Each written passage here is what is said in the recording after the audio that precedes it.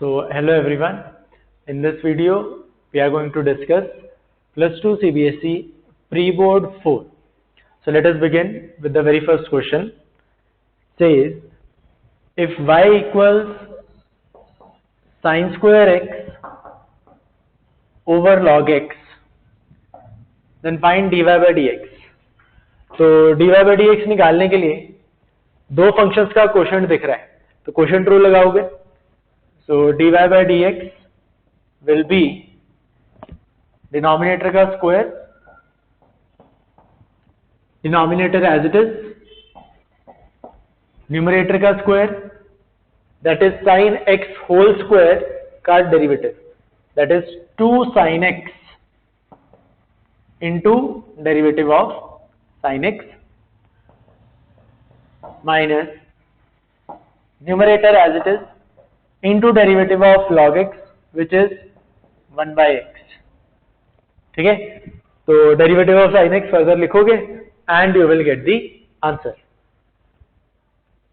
So next हमें ये integral equals to 0 दिया है और k की वैल्यू निकालनी है, तो उसके लिए हमें इस इंटेग्रल का यूज करना पड़ेगा. तो इंटेग्रल इवैल्यूएट कर लेते हैं. तो दिस इंटेग्रल विल बी, सबसे पहले इसका इंटेग्रल प्लस इसका इंटेग्रल प्लस इसका इंटेग्रल ऐसे ही निकालोगे. अब इसका इंटेग्रल 3 इंटेग्रल के बाहर x स्क्वायर का इंटेग्रल x क्यूब बाय 3, 2 बाहर x का integral x square bye 2, k बाहर 1 का इंटेग्रल x, एंड इसमें लिमिट्स पुट करनी है 0 से 1. ये इंटेग्रल 0 दिया है. अब दिख रहा है सिंप्लीफाई हो रहा है. 3 से 3 कैंसिल, 2 से 2 कैंसिल.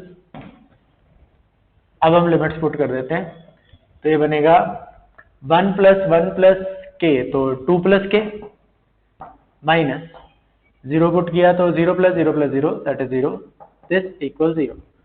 तो दिख रहा है यहां से k क्या आ गया, -2k बराबर. So question number 3, find the position vector of point r which divides the line joining 2 points p and q internally in the ratio 1:2. तो line joining p and q से ये है, p का position vector दिया है 7a vector minus 2b vector, और q का position vector दिया है 2a vector plus 5b vector. और इस लाइन को एक पॉइंट r डिवाइड करता है इंटरनली इन द रेशियो 1:2. तो वो पॉइंट r यहां कहीं होगा, such that this ratio is 1:2, 1:2. अब हमें r का पोजीशन वेक्टर निकालना है. इनके पोजीशन वेक्टर्स पता है, तो इसका पोजीशन वेक्टर सेक्शन फार्मूला से आएगा.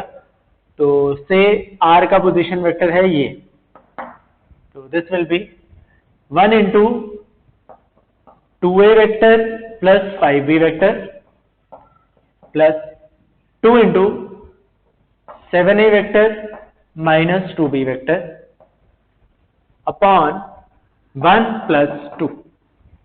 तो इसको सिंप्लीफाई कर लो. ये दिख रहा है 2a vector plus 14a vector 16a vector, 5b vector minus 4b vector plus 5 b vector upon 3. तो this is the position vector of r. So question number 4, a coin is tossed 4 times and x denotes the number of tails in the 4 throws of the coin. We have to write all the possible values of x. अब number of tails in 4 throws of a coin क्या क्या हो सकता है? वही हो सकता है 1 टेल आ जाए, या 2 टेल्स आ जाए, या 3 आ जाए, या 4 आ जाए. 4 से ज्यादा तो नहीं आ सकते. एंड ये भी हो सकता है कि एक भी टेल ना आए, मीन 0 टेल. ठीक है, तो x की possible values 0, 1, 2, 3, 4, that's it. So next हमें डिटर्मिनेंट ऑफ a मैट्रिक्स 5 दी है और इसकी वैल्यू पूछी है. यहां पर a11, a12, a13 are the elements of the matrix है, and capital A11, capital A12, capital A3 are the cofactors of the corresponding elements. अब इसकी वैल्यू पता लगानी है, डिटर्मिनेंट की वैल्यू पता है, एंड आपको एक रिजल्ट पता है दैट कि अगर एक मैट्रिक्स की एक रो के एलिमेंट्स को हम उसके कॉरेस्पॉन्डिंग कोफैक्टर से मल्टीप्लाई करके ऐड कर दें तो हमें क्या मिल जाता है? Determinant of the matrix. So this quantity is nothing but determinant of matrix A. So answer is 5. So next हमें इस डिफरेंशियल इक्वेशन के पर्टिकुलर सॉल्यूशन में नंबर ऑफ आर्बिट्रेरी कांस्टेंट्स बताने. अब हमें पता है कि जब हम एक डिफरेंशियल इक्वेशन को सॉल्व करते हैं तो उसके जनरल सॉल्यूशन में एक आर्बिट्रेरी कांस्टेंट आएगा. मतलब अगर मैं इस डिफरेंशियल इक्वेशन की बात करूं तो इसका जो सॉल्यूशन होगा वो y equals some function of x plus c जैसा होगा, where c is the arbitrary constant. ठीक है. अब हमें जनरल सॉल्यूशन में आर्बिट्रेरी कांस्टेंट नहीं पूछा, पर्टिकुलर सॉल्यूशन में पूछा है. अच्छा, पर्टिकुलर सॉल्यूशन में क्या करते हो आप? इस कंडीशन का यूज करके c की एक पर्टिकुलर वैल्यू निकालोगे, से वो आ गई हाफ. तो पर्टिकुलर सॉल्यूशन आपका कुछ ऐसा आएगा. तो बताओ इसमें नंबर ऑफ आर्बिट्रेरी कांस्टेंट्स 0 होएगा ही नहीं भाई. आर्बिट्रेरी कांस्टेंट की पर्टिकुलर वैल्यू पुट करके ही तो पर्टिकुलर सॉल्यूशन आएगा, तो उसमें आर्बिट्रेरी कांस्टेंट 0 होने वाले थे. ठीक. सो नेक्स्ट हमें पता लगाना है कि इस रिलेशन में से कौन से एलिमेंट या एलिमेंट्स रिमूव करें कि ये रिलेशन इक्विवेलेंस रिलेशन बन जाए. अब इक्विवेलेंस मतलब रिफ्लेक्सिव, सिमेट्रिक, ट्रांजिटिव तीनों बनना चाहिए. तो पहले तो रिफ्लेक्सिव रखने के लिए relation is defined on set containing 1 2 3. तो रिफ्लेक्सिव के लिए 1 1 2 2 3 3 ये 3 एलिमेंट्स तो होने ही चाहिए. तो इनका तो होना जरूरी है. बचाइए इसी को रिमूव करके देखते हैं. भाई अगर मैं इस एलिमेंट को रिमूव कर दूं तो क्या ये रिलेशन इक्विवेलेंस रिलेशन है? रिफ्लेक्सिव बिल्कुल है. अच्छा, सिमेट्रिक? सिमेट्रिक भी है. For every ordered pair a, b you will get an ordered pair of the type b, a. And साथ ही ये ट्रांजिटिव भी है, आप चेक कर सकते हो. So this is a relation which is reflexive, symmetric as well as transitive. Equivalence है. तो हमें जो एलिमेंट रिमूव करना पड़ेगा दैट इज 1, 3. सो नेक्स्ट आपने इस कर्व पे स्लोप ऑफ नॉर्मल निकालनी एट दिस पॉइंट. तो स्लोप ऑफ नॉर्मल आपको पता है स्लोप ऑफ टेंजेंट की हेल्प से आती है. तो पहले आप स्लोप ऑफ टेंजेंट निकालोगे, वो आएगी dy by dx at x equals to 1 से, एंड फिर slope of normal that will be negative reciprocal of slope of tangent. तो आप निकाल सकते हो answer. That's it. So 9th question. A die is shown. If a multiple of 2 comes up, toss a coin. Otherwise, throw a die once. Write the sample space of this experiment. तो sample space is the set of all possible outcomes. तो हमने सारी possible outcomes list करनी है इस set में.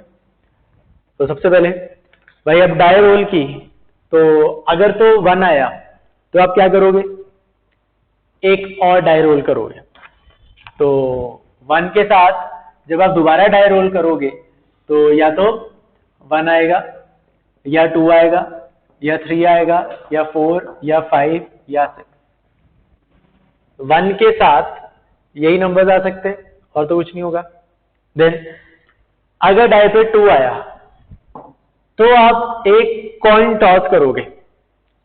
तो 2 के साथ कॉइन पे हेड आ सकता है या टेल आ सकता है और तो कुछ नहीं होगा.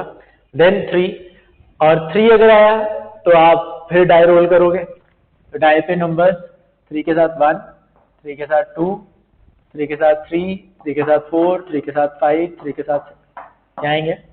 देन अगर 4 आया तो कॉइन टॉस होगा. तो 4h 4t. सिमिलरली 5 और 6 के साथ आप लिख लोगे. कंप्लीट कर लेना, आपने सारी लिस्ट करनी है. देन इसी का जो और पार्ट था, a coin is tossed until a head is obtained. Write the sample space of this experiment.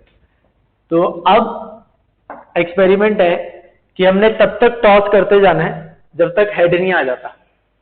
इसकी आउटकम्स तो सोचते हैं सबसे पहले, भाई सबसे आसान केस हो सकता है हम पहली बार टॉस करें और हेड आ जाए, उस केस में आउटकम है एच। और क्या हो सकता है, भाई पहली बारी में हेड ना आए मीन्स टेल आए, और नेक्स्ट बारी में हेड आ जाए तो टेल और हेड। और क्या हो सकता है, पहले में हेड ना आए, दूसरे में हेड ना आए, तीसरे में हेड आ जाए, या फिर पहले में ना आए, दूसरे में ना आए, तीसरे में ना आए, चौथे में आ जाए, या फिर चौथे 4 में ना आए, 5वें में आ जाए, एंड सो ऑन। ये प्रोसेस चलता जाएगा। तो the outcomes of this experiment will follow this pattern. Alright, so next हमें ये फिगर गिवन है और ये शेडेड एरिया निकालना है। अब ये एरिया दिख रहा है क्योंकि कर्व एक्स एक्सिस के अबाउट सिमेट्रिक है, तो ये वाला एरिया इस वाले एरिया के इक्वल होने वाला है। तो इस एरिया को निकालने के लिए मैं ये वाला एरिया निकाल लेता हूं और उसका ट्वाइस कर दूंगा। So required area will be 2 times this area. Now this area is area under this curve from 0 to this, that is 3. ठीक है, तो एरिया अंडर दिस कर्व, तो आपको कर्व के इक्वेशन से y चाहिए होगा। y स्क्वायर इक्वल्स 4x है, तो y आया प्लस माइनस 2√x। अब क्योंकि हम फर्स्ट क्वाड्रेंट में बात कर रहे हैं तो y विल बी पॉजिटिव, तो एरिया होगा integral 2√x dx from 0 to 3। ठीक, ये इंटीग्रल आप इजिली निकाल सकते हो। सो नेक्स्ट हमें एक 3x3 मैट्रिक्स दिया है और हमें determinant of 2a a inverse की वैल्यू पूछी है। तो इस क्वांटिटी में मुझे नजर आ रहा है a इंटू ए इनवर्स, और a इंटू ए इनवर्स क्या होता है, दिस इज आइडेंटिटी मैट्रिक्स।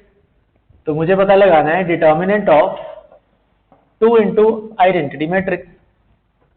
अब 2 आइडेंटिटी मैट्रिक्स का डिटर्मिनेंट इज 8। क्यों भाई, 2 आइडेंटिटी मैट्रिक्स क्या होगा, 2 0 0 0 2 0 0 0 2, तो उसका डिटर्मिनेंट दिख रहा है 8 आएगा। 8 इज द आंसर। ठीक है, अब इसी में एक और पार्ट था, show that a matrix which is both symmetric and skew symmetric is a zero matrix. तो गिवन क्या है, एक मैट्रिक्स जो सिमेट्रिक है, स्क्यू सिमेट्रिक भी है। सिमेट्रिक है मतलब जिसका ट्रांसपोज एक उसी के बराबर है, एंड स्क्यू सिमेट्रिक है मतलब जिसका ट्रांसपोज उसके नेगेटिव के बराबर भी है। और हमें क्या प्रूव करना है कि ए मैट्रिक्स इज इक्वल टू 0। तो यहां से इक्वल 0 तक कैसे पहुंचे, भाई यहां भी ए ट्रांसपोज, यहां भी ए ट्रांसपोज, दोनों को इक्वेट कर दूं, तो ए इक्वल माइनस है, तो 2a equal 0 implies a equals 0, hence proved a is a zero matrix। ठीक, सो नेक्स्ट में हमें ये function continuous at x equals to 0 दिया हुआ है और k की वैल्यू निकालनी है। तो कॉन्टिन्यूटी का यूज करने के लिए आप क्या करोगे, भाई अगर कॉन्टिन्यूअस एट x इक्वल 0 है तो limit of this function as x approaches 0 equals value of the function at x equal 0, and value of the function at x equals to 0 is k। तो हम यूज करेंगे that limit equals k। तो basically ये limit ही निकालनी है, k हमें मिल ही जाएगा। अब लिमिट ऑफ दिस फंक्शन वो निकालोगे आप इस फॉर्मूला की हेल्प से, because x is approaching to 0, f of x का फॉर्मूला यूज होगा ये वाला। अब ये लिमिट नजर आ रहा है 0/0 फॉर्म की है, बट इसमें ट्रिग्नोमेट्री का लिमिट का रिजल्ट नहीं लग रहा कोई। ठीक है, तो हम क्या करेंगे, हम ट्रिग्नोमेट्री के रिजल्ट यूज कर लेंगे। ट्रिग्नोमेट्री का कौन सा रिजल्ट, वही ऊपर 1 माइनस कॉस 2x दिख रहा है, ऐसा रिजल्ट हमने पढ़ा है। क्या होता है, 1 minus cos 2x equals 2 sine square x by x square. अब ये कांस्टेंट है तो लिमिट के बाहर चला गया, sign square x upon x square है, इसको मैं लिख सकता हूं इस पूरे का होल स्क्वायर। एंड वो मैंने पढ़ा हुआ है कि मैं इस लिमिट को ब्रैकेट के अंदर लेके जा सकता हूं, तो मैं इसको ये भी लिख सकता हूं, एंड ये लिमिट होती है 1 के बराबर, तो आंसर आया 2। So the value of k is 2। So next में हमें इस फंक्शन का क्रिटिकल पॉइंट निकालना है, और क्रिटिकल पॉइंट हम कैसे निकालते हैं? डेरिवेटिव आइदर इक्वल टू 0 और इक्वल टू नॉट डिफाइंड। तो पहले तो डेरिवेटिव निकालते हैं, वाया 2 cos x माइनस 1। अब दिख रहा है डेरिवेटिव 0 तो हो सकता है बट नॉट डिफाइंड कभी भी नहीं होगा, तो डेरिवेटिव इक्वल टू 0 से क्रिटिकल पॉइंट मिलेगा। 2 cos x minus 1 equal 0, cos x is half. तो मैं x ढूंढना है, इसको सेटिस्फाई करता हुआ, और ढूंढना है 0 से पाई में, मीन्स फर्स्ट और सेकंड क्वाड्रेंट में। तो बताओ x क्या होगा? x will be pi by 3। So next में we have to find a unit vector directed from origin to this plane. अब unit vector directed from origin to the plane आता है plane की नॉर्मल फॉर्म में, और normal form क्या होती है? r vector dot n cap equals d, where d is the distance of the plane from origin and n cap is the vector, unit vector directed from origin towards the plane। तो अगर मैं इस equation को इस form में बदल लूं तो आंसर आ जाएगा। तो इस फॉर्म में बदलने के लिए भाई राइट हैंड साइड में d होता है, यहाँ -21 है, डिस्टेंस कांट बी नेगेटिव, तो इस माइनस को एडजस्ट करना पड़ेगा, तो मल्टीप्लाई थ्रू आउट बाय -1, तो ये बनेगा r dot -3 i cap -2 j cap -6 k cap equals 21। अब राइट वाली क्वांटिटी पॉजिटिव तो बनी, बट क्या ये नॉर्मल फॉर्म है? नहीं, यहां पर यूनिट वेक्टर होना चाहिए, and this is not a unit vector. Unit vector बनाने के लिए इसके मैग्नीट्यूड से डिवाइड कर दो, तो इसका मैग्नीट्यूड क्या आएगा? Root of -3 square plus -2 square plus -6 square, that is root 49, 7। तो divide both side by 7, and इस 7 को मैं वेक्टर के साथ भी लिख सकता हूं, ये बन गया। तो यहां आ गया 3, एंड क्या अब ये नॉर्मल फॉर्म है? बिल्कुल है, ये डिस्टेंस और ये एक यूनिट वेक्टर नॉर्मल फॉर्म है, तो this is the unit vector directed from origin towards the plane. So next हमें ये इंटीग्रल इवैल्यूएट करना है।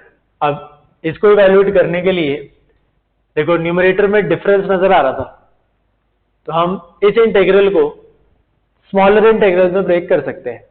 ट्राई करते हैं।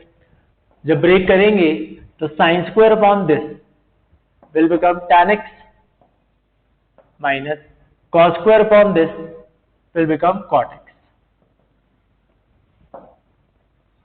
ठीक है, तो tan x और cot x इंटीग्रल्स क्रिएट हुए, इनके इंटीग्रल्स के लिए हमें स्ट्रेट अवे रिजल्ट आते हैं, तो इवैल्यूएट हो जाएगा।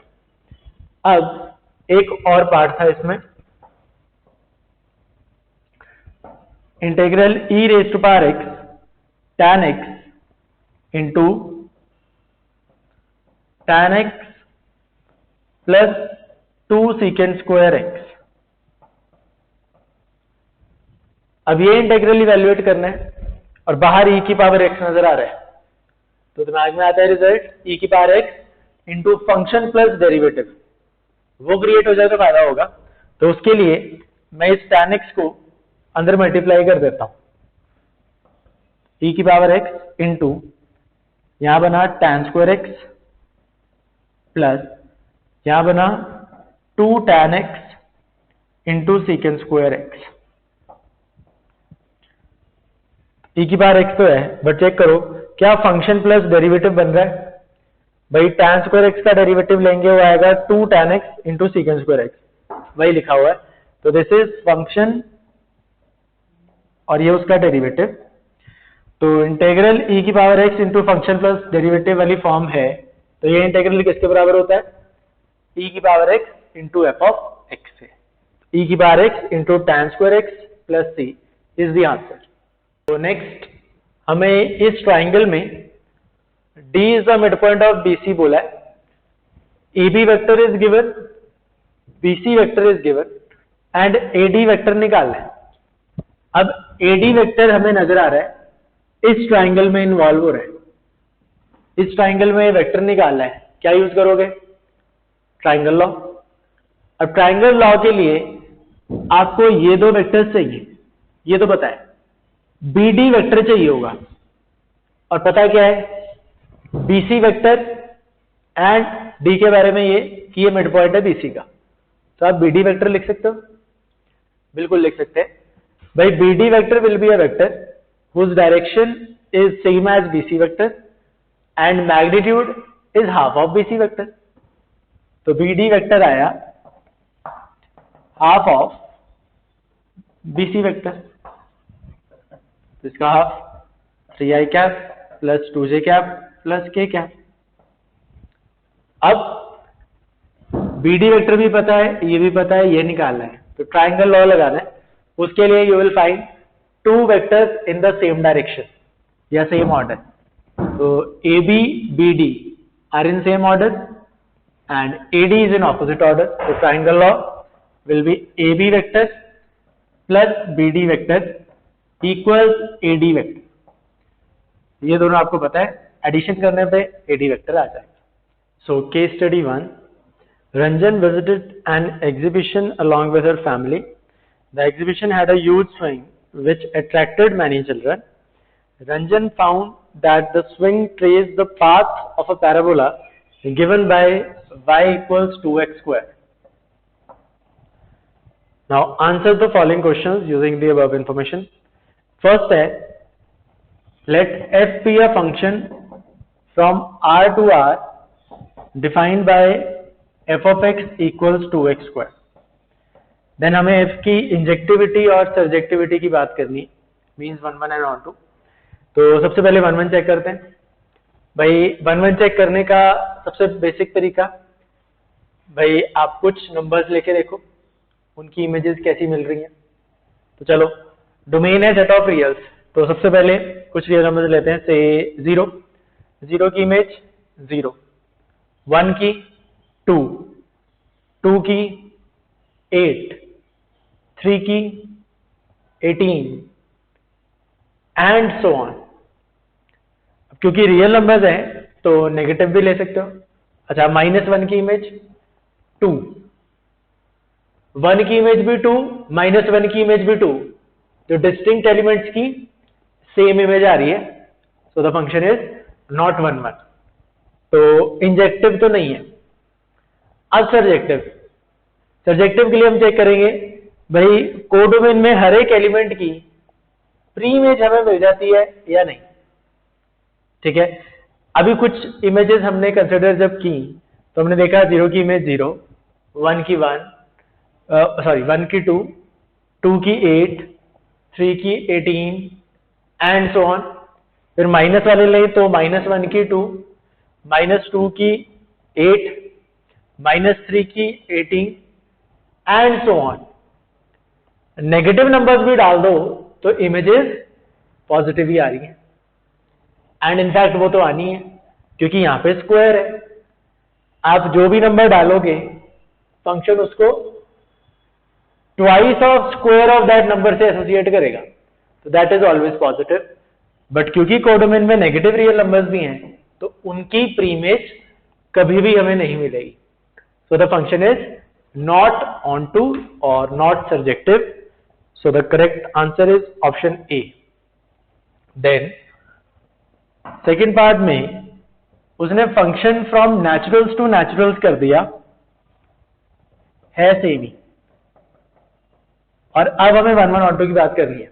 तो करो भाई, नेचुरल नंबर्स है तो 1 की इमेज 2, 2 की इमेज 8, 3 की इमेज 18 एंड सो ऑन। क्या लगता है 1 1 रहेगा फंक्शन? बिल्कुल रहेगा। इस बार नेचुरल नंबर्स है तो 1 2 3 के बाद 4 5 6 7 पे जाओगे आप, एंड दिख रहा है उनकी डिस्टिंक्ट इमेजेस मिल जाएंगी, तो फंक्शन 1 1 तो है। अब ऑन टू के लिए यहाँ पे हर एक एलिमेंट की प्री इमेज मिल रही है या नहीं वो चेक करोगे। अब ये सेट है नेचुरल नंबर्स का, और अभी अभी जब आप इमेजेस ले रहे थे तो आपने देखा 1 की इमेज 1, फिर 2 की इमेज उससे बड़ी आई, दैट इज 8, देन 3 की इमेज उससे भी बड़ी आई, इसी तरह से 4 की देखूंगा वो और भी बड़ी आएगी, तो इमेजेस बढ़ती जाएंगी आगे। एंड दिख रहा है कि जो 1 से 8 के बीच में नेचुरल नंबर्स है उनकी कोई भी प्री इमेज नहीं होगी। ठीक है, 1 के बाद सीधा 8 मिला, 8 के बाद सीधा 18 मिला, तो गड़बड़ हो जाएगी। सॉरी, 2 के बाद 8 मिला, 8 के बाद सीधा 18 मिला, तो बीच में जो नंबर्स बच रहे हैं उनकी प्री इमेजेस नहीं मिलेगी। So the function is not onto but it is injective, so the correct option is B, injective only. Then third में function from 1 2 3 so on to 2 8 18 and so on defined like this only। अब हमें 1 1 और 2 बताना है।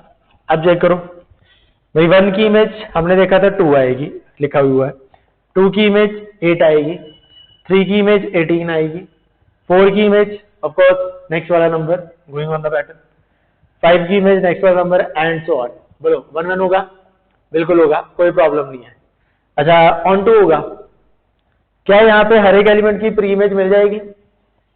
बिल्कुल मिल जाएगी। यहाँ आप नंबर अगर ध्यान से देखो तो वो इनकी इमेजेस ही लिखी हुई है और कोई एक्स्ट्रा नंबर नहीं है, तो सभी एलिमेंट्स की प्री इमेजेस भी मिल जाएंगी।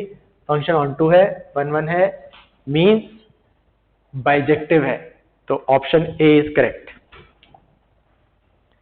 Then fourth part, function from naturals to reals given by f of x equals 2x square. Then range of this function among the following। अब इस फंक्शन की रेंज, तो रेंज है set of all images. Images देखो, 1 की image 2, 2 की image 8, 3 की image 18, तो कुछ इमेजेस तो आपको पता चल ही रही हैं, 2 8 18 एंड सो ऑन। ऐसी कुछ ऑप्शन? बिल्कुल है, सी ऑप्शन है, C is correct. Then fifth part, वो कहता है कि अगर function from integers to integers हो जाए तो 1 1 ऑन टू का क्या होगा? अब इंटीजर हैं तो नेचुरल नंबर्स के साथ साथ नेगेटिव नेचुरल नंबर्स भी हैं और जीरो भी हैं, तो नेचुरल नंबर्स की इमेज देखोगे वो यही आएगी, नेगेटिव नेचुरल नंबर्स की इमेज देखोगे तो वो भी ऐसी आएंगी। अगेन 1 और -1 की इमेज 2 ही आनी है, सेम ही आनी है, तो डिस्टिंक्ट एलिमेंट्स की इमेज सेम आएगी, 1 1 तो नहीं होगा। एंड ऑन टू वो भी आपको दिख गया होगा। अगेन क्योंकि फंक्शन तो यही है, तो एसोसिएट तो एक पॉजिटिव नंबर से ही करेगा क्योंकि स्क्वायर है, एंड कोडोमेन में नेगेटिव इंटीजर्स भी है, तो उनकी प्री इमेज नहीं मिलेगी। फंक्शन ऑन टू नहीं है, 1 1 भी नहीं है, so the correct option is D. So next case study, a mobile tower stands at the top of a hill, consider the surface on which the tower stands as a plane having points A B and C. तो this is the surface, that mobile tower is tied with 3 cables from A, B and C such that it stands vertically on the ground. The top of the tower is at point P, ये मैं given है। and अब हमें कुछ question answer करने हैं। तो पहला question, the equation of plane passing through the points A, B and C, इस प्लेन की इक्वेशन निकाला है एंड इसके लिए हमें तीनों पॉइंट्स के कोऑर्डिनेट्स पता है, तो हम क्या यूज करेंगे? 3 पॉइंट फॉर्म, वो आती है डिटर्मिनेंट से। क्या आएगा? ऊपर आता है x minus x1 y minus y1 z minus z1, तो ये है x1 y1 z1 से, तो x minus 2 y minus 0 z minus 1, then x2 minus x1 y2 minus y1 z2 minus z1, तो say this is x2 y2 z2, x2 minus x1 1, y2 minus y1 1, z2 minus z1 minus 2, then x3 minus x1 y3 minus y1 z3 minus z1, तो x3 minus x1 0, y3 minus y1 1, z3 minus z1 1. This determinant equals 0. तो इसको expand कर दो, expanding along first row, x minus 2 into 1 minus minus 2, तो 3 minus y into 1 minus 0, that is 1, plus z minus 1 into 1 minus 0, that is 1, equal 0. तो आया 3x minus y plus z minus 6 and minus 1 minus 7, so this equals 7. Option C is correct. Now, height of the tower from the ground means ये height. So this height is nothing but the distance of this point from this plane. तो ये distance मैं using formula straight away निकाल सकता हूँ, ठीक है. Plane की इक्वेशन मैं ऑलरेडी निकाल चुका हूँ, तो फॉर्मूला यूज कर लेना, आंसर आ जाएगा. Then equation of perpendicular line drawn from top of the tower to the ground. तो यहां से परपेंडिकुलर लाइन ड्रॉप करें टू दिस ग्राउंड, तो वो यही है. तो मुझे इस लाइन की इक्वेशन चाहिए. लाइन की इक्वेशन के लिए एक पॉइंट चाहिए और उसके डायरेक्शन रेशियोज चाहिए. पॉइंट तो है हमारे पास. इस लाइन के डायरेक्शन रेशियोज के लिए हमें क्या पता है? देखो, अभी हमने प्लेन की इक्वेशन निकाली थी और प्लेन की इक्वेशन से हमें इसके नॉर्मल के डायरेक्शन रेशियोज पता चल जाते हैं. तो प्लेन के नॉर्मल अगर मैं एक लाइन बनाऊं तो उसके डायरेक्शन रेशियोज मुझे पता है 3:-1:1. एंड क्योंकि ये नॉर्मल और ये लाइन आपस में पैरेलल है, तो इसके डायरेक्शन रेशियोज क्या होंगे? इसके प्रोपोर्शनल नंबर्स. इसके प्रोपोर्शनल नंबर्स मैं यही वाले ले लेता हूं, 3:-1:1. अब आप लाइन की इक्वेशन लिख सकते हो.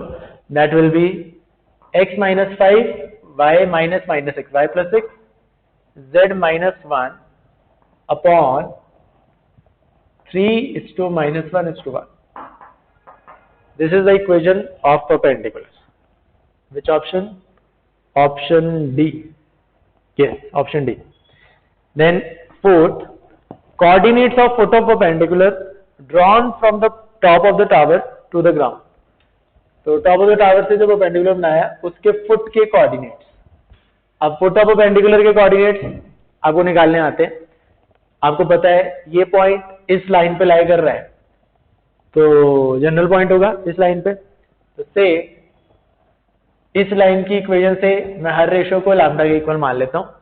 तो जनरल पॉइंट के कोऑर्डिनेट्स आ गए 3 लैम्डा + 5 माइनस लैम्डा - 6 लैम्डा + 1. ठीक है, तो ये आए कोऑर्डिनेट्स. अब ये कोऑर्डिनेट्स मुझे पता चल जाएंगे अगर लैम्डा की वैल्यू मुझे पता चल जाए. और वो पता लगाने के लिए मुझे क्या पता है? That this point lies on the plane, तो satisfies the equation of the plane. तो इन पॉइंट्स को इन कोऑर्डिनेट्स को इस इक्वेशन में पुट कर देना, आपको लैम्डा की वैल्यू मिल जाएगी. ठीक है, और लैम्डा की वैल्यू आ गई तो फुट के कोऑर्डिनेट्स मिल जाएंगे. Then area of triangle ABC is. अब एरिया ऑफ दिस ट्राइंगल, अब 3D में ट्राइंगल का एरिया हम कैसे निकालते हैं? Using area of parallelogram.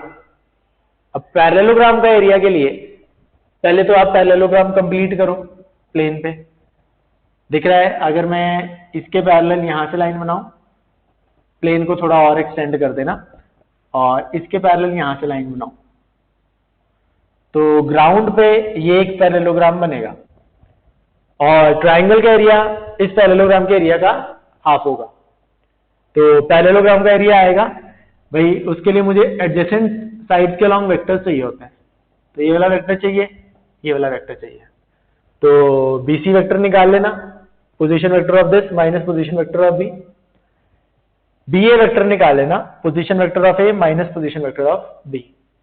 तो एरिया ऑफ पैरेललोग्राम हो जाएगा magnitude of cross product of BC vector क्रॉस BA vector and area of triangle हो जाएगा हाफ ऑफ दिस. ठीक. So in the next question हमें x और y in terms of parameter दिए और d2y/dx² निकालना है, double derivative.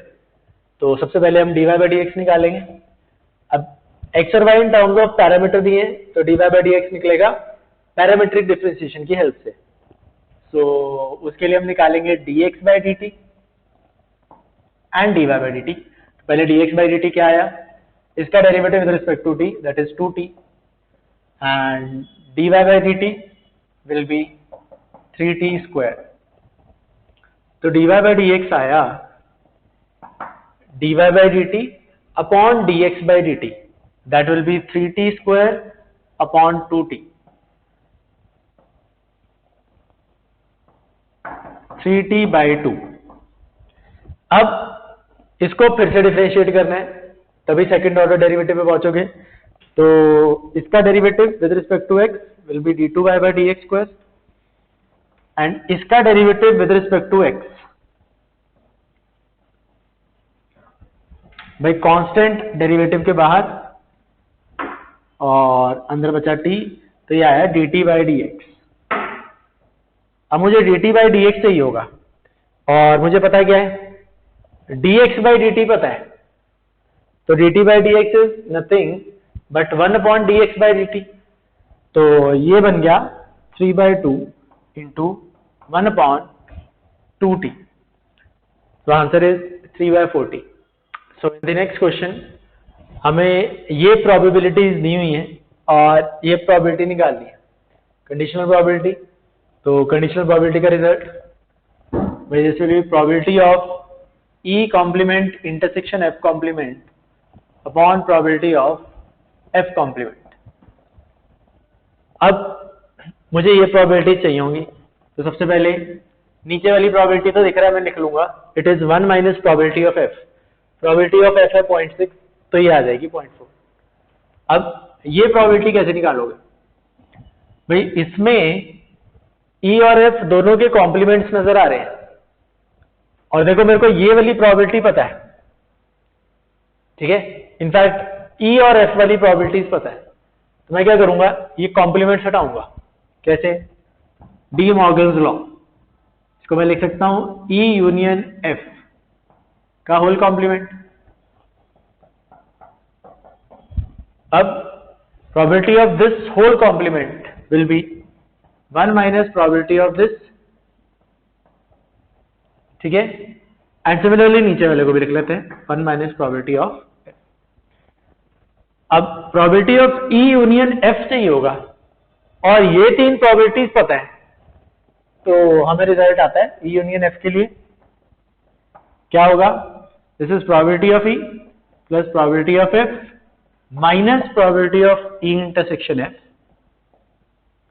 Upon 1 minus probability of F. सारी प्रोबेबिलिटीज आपको पता है, पुट करके you can get the answer. Alright, next 20th question का और पार्ट था. The probability that it will rain on any particular day is 1/2.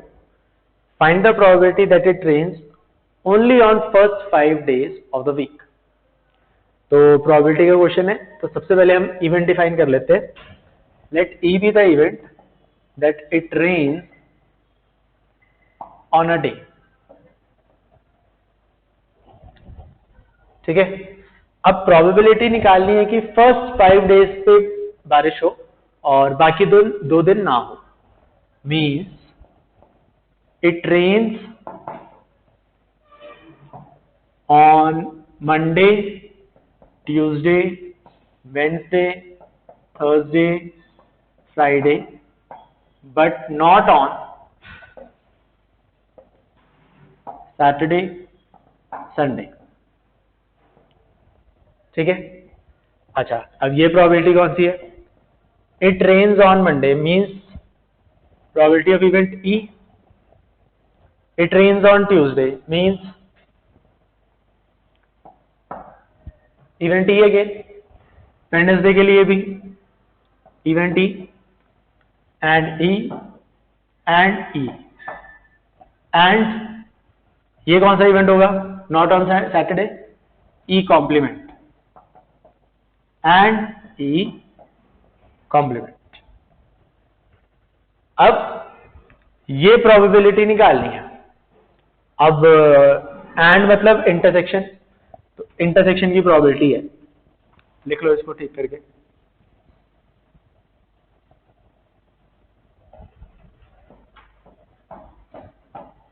अब इंटरसेक्शन की प्रोबेबिलिटी हम निकालते हैं मल्टीप्लिकेशन रूल से, बट उससे पहले हम चेक करते हैं कि कहीं इवेंट्स इंडिपेंडेंट तो नहीं है।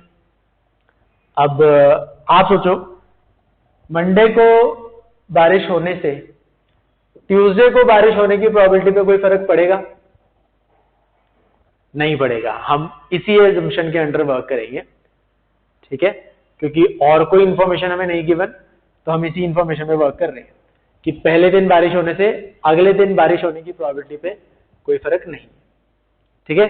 तो दीज इवेंट्स आर इंडिपेंडेंट।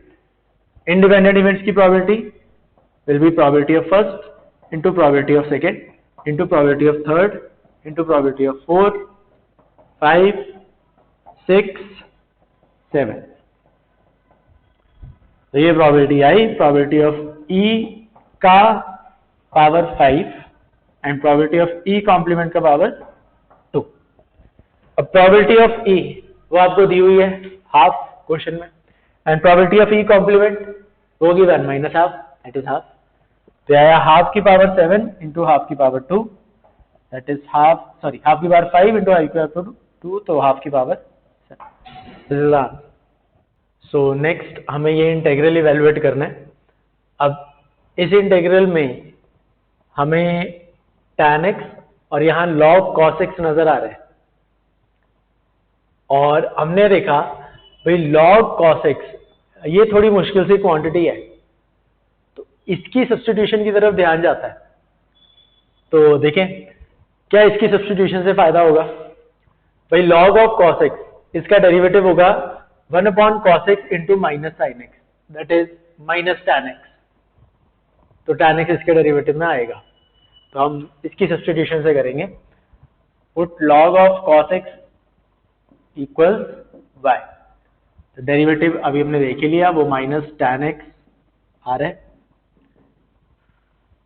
और tan x dx हो जाएगा minus dy, tan x dx हो गया माइनस dy, और ये बन गया y। ये इंटीग्रेशन आसान है, हो जाएगी। इसी का एक और पार्ट था जिसमें हमें integral -π/2 to π/2 sin x plus cos x ये इवेल्युएट करना था। अब इसमें -a से a टाइप की लिमिट्स थी, तो डेफिनेट इंटीग्रल की प्रॉपर्टी लगाएंगे इवन ऑड वाली।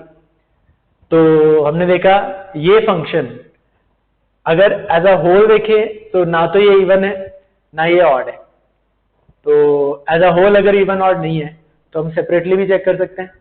तो मैं इसको लिख लेता हूं इंटीग्रल -π/2 से π/2 sin x प्लस -π/2 से π/2 cos x। अब sin x की अगर मैं बात करूं तो it is an odd function, तो ये इंटीग्रल तो 0 ही हो जाएगा। cos x is an even function, तो ये इंटीग्रल हो जाएगा 2 times 0 to π/2 this integral, and ये इंटीग्रल आप इजीली इवैल्यूएट कर सकते हो। सो नेक्स्ट में हमें एक ऑब्जेक्टिव फंक्शन के कॉरेस्पॉन्डिंग जो कंस्ट्रेंट से फिजिबल रीजन बनता है वो गिवन है, और हमें पता लगानी है minimum value of this objective function if it exist. अब मिनिमम वैल्यू हमें पता है, अगर करेगी तो कॉर्नर पॉइंट पे करेगी, तो हम कॉर्नर पॉइंट पे फंक्शन की वैल्यू निकाल लेते हैं। तो कॉर्नर पॉइंट्स आर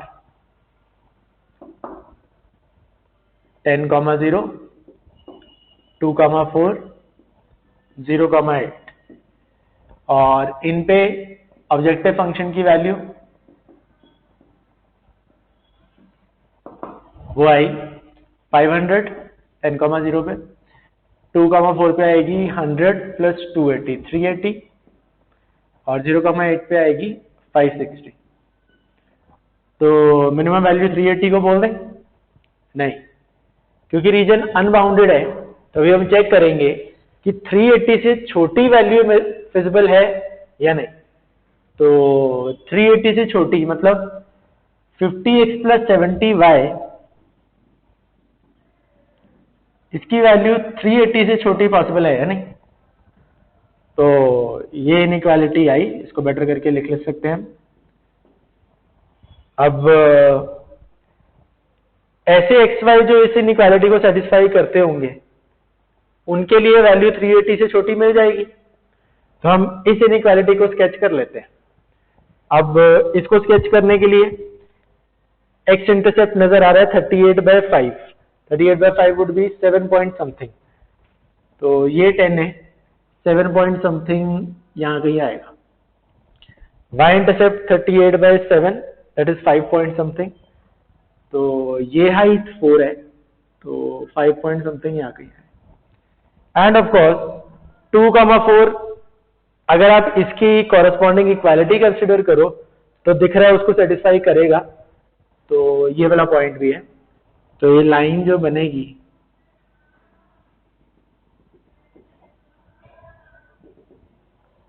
ऐसी कुछ बनेगी। अब हमें रीजन देखना है, तो एक पॉइंट पुट कर लो। ओरिजिन की अगर हम बात करें तो ओरिजिन इसको सेटिस्फाई करता है, तो लाइन के इधर वाला रीजन आएगा। एंड ये शेड करना जरूरी होता है, कुछ बच्चे शेड ही नहीं करते। देन अब हमने देखा कि इस इनइक्वालिटी को सेटिस्फाई करते हुए पॉइंट्स इधर लाई कर रहे, फिजिबल रीजन वाले पॉइंट्स यहाँ है, दोनों में कुछ कॉमन है ही नहीं। इसका मतलब ऐसे xy जिसके लिए वैल्यू 380 से छोटी हो वो हमें नहीं मिलेंगे। तो what is the minimum value that you are going to answer? It is 380 only. तो नेक्स्ट हमें projection vector of A on B पता लगाना था। तो प्रोजेक्शन वेक्टर के लिए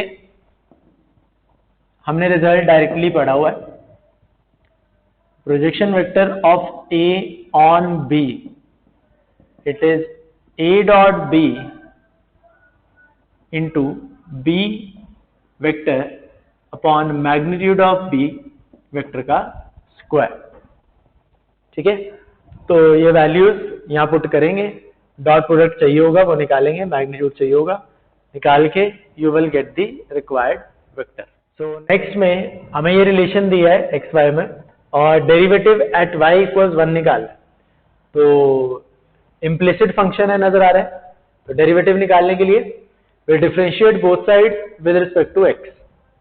तो x क्यूब का डेरिवेटिव आएगा 3x square minus y square का derivative with respect to x will be 2y dy by dx equals 1 by y dy by dx।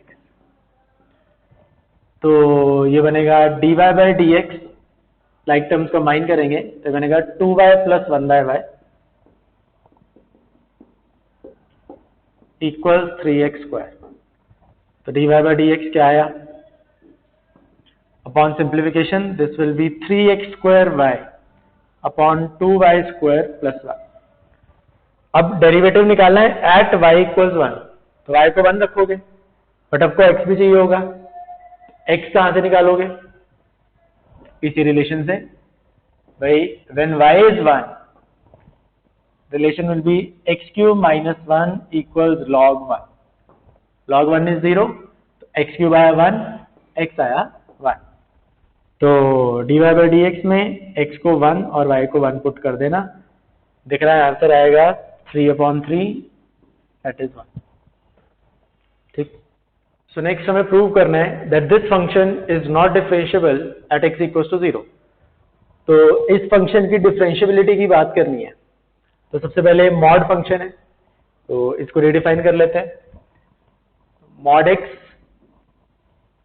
Is x when x is greater than equal to 0 and it is minus x when x is less than 0। अब not differentiable prove करना है, तो ये हम कर सकते हैं अगर हम नॉट कॉन्टिन्यूअस प्रूव कर दें। बट दिख रहा है at x equal to 0 right hand limit और लेफ्ट हैंड लिमिट इक्वल आ जाएंगी, तो ये कॉन्टिन्यूअस है। और अगर कॉन्टिन्यूअस है तो यहां से डिफरेंशियबिलिटी के बारे में हम कुछ भी नहीं कह पाएंगे, तो हमें डिफरेंशियबिलिटी चेक ही करनी पड़ेगी एट एक्स इक्वल टू 0। तो वो हम कैसे करेंगे? लेफ्ट हैंड डेरिवेटिव और राइट हैंड डेरिवेटिव निकाल के। तो लेफ्ट हैंड डेरिवेटिव आया limit h approaching 0 from negative side f of 0 plus h minus f of 0 upon h।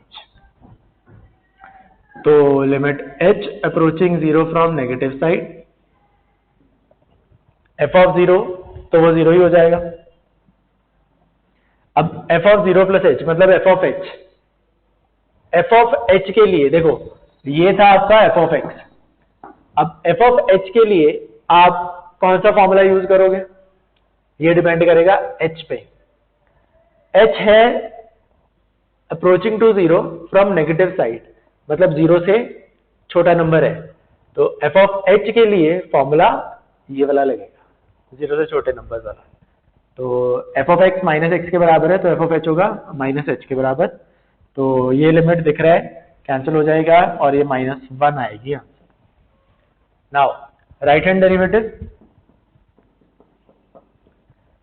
Limit h approaching 0 from positive side f of 0 plus h minus f of 0 upon h। अब limit h approaching 0 from positive side f of 0, तो again 0 ही है, नीचे h।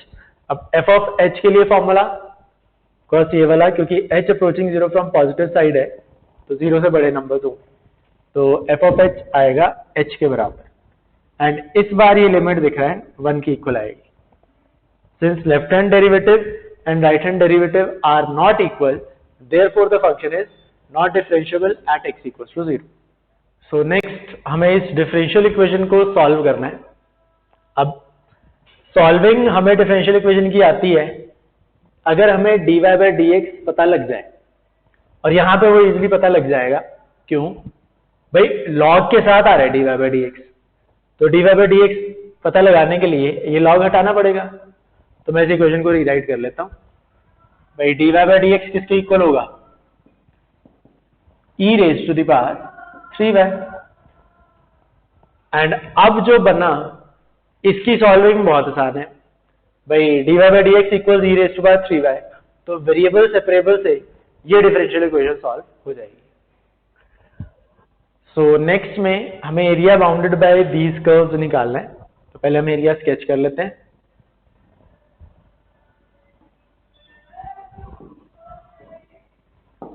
Now this is a parabola opening rightwards, and this is a straight line, horizontal straight line,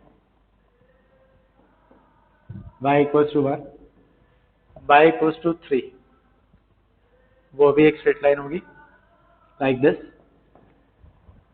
अब हमें area निकालना है bounded by this curve, this line and y axis, तो that is this area. अब ये area कैसे निकालें?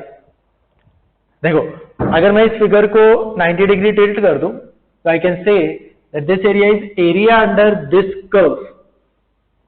But ये जो एरिया है वो एरिया अंडर दिस कर्व तो होगा, बट बन रहा है y एक्सिस के साथ। तो ये एरिया आप कैसे निकालोगे? x dy से या y dx से? x dy से। मीन्स इस बार आपको x in terms of y चाहिए होगा कर्व की इक्वेशन, और वो मिल रहा है सीधा, इट इज y स्क्वायर। ठीक है, and integrating from of course this to this, y equals 1 से 3, ये इंटीग्रेशन आप इजीली कर सकते हो।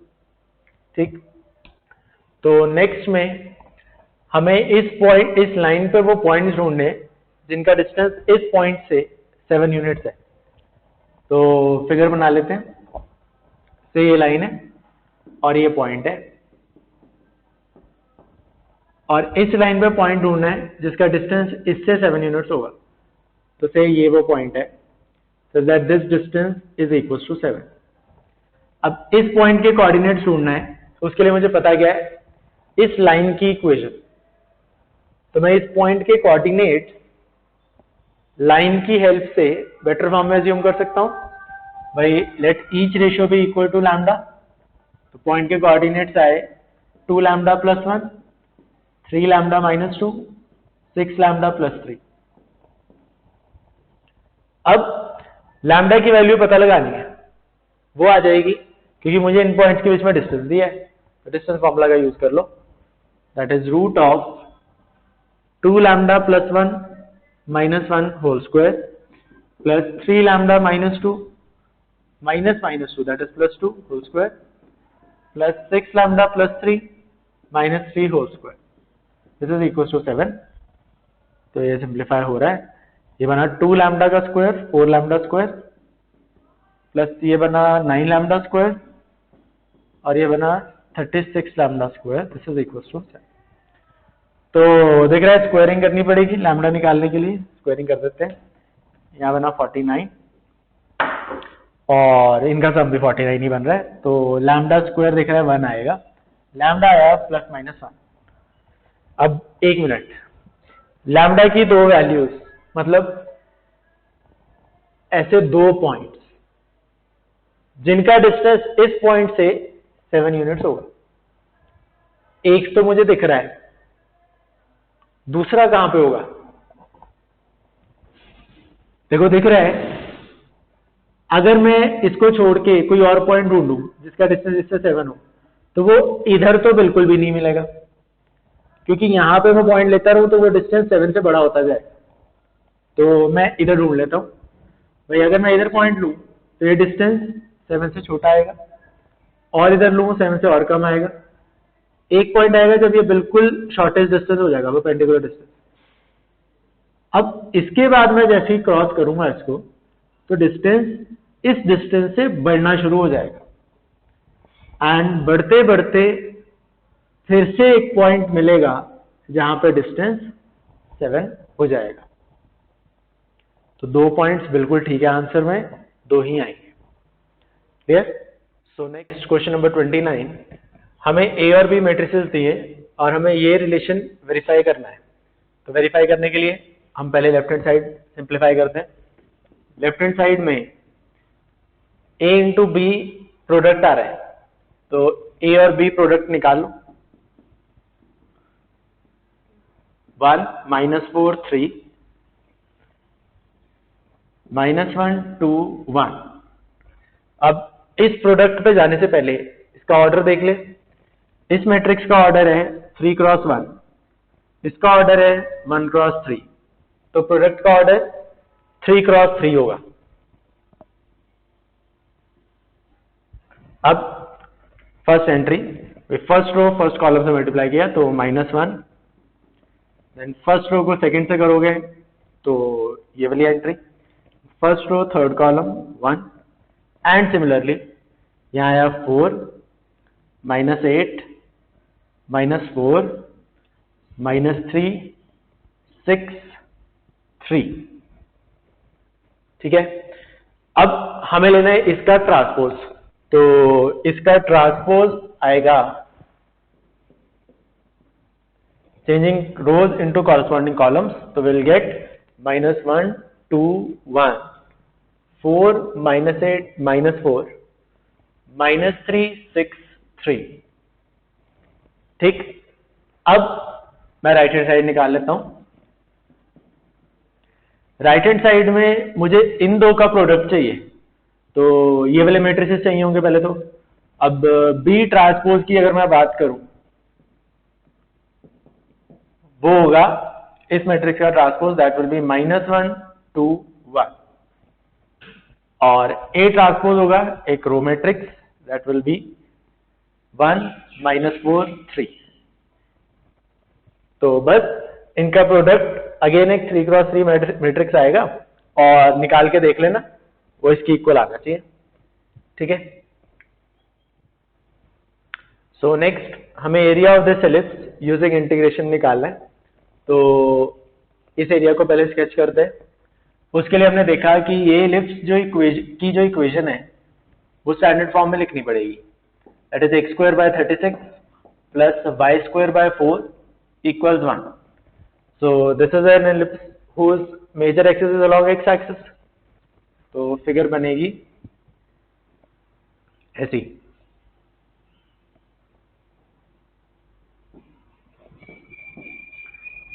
नाउ हमें ये पूरा एरिया निकालना है. अब स्टैंडर्ड एलिप्स है एंड हमें पता है ये x और y दोनों एक्सिस के अबाउट सिमेट्रिक होता है. तो we know that this complete area is equal to this and this area is equal to this.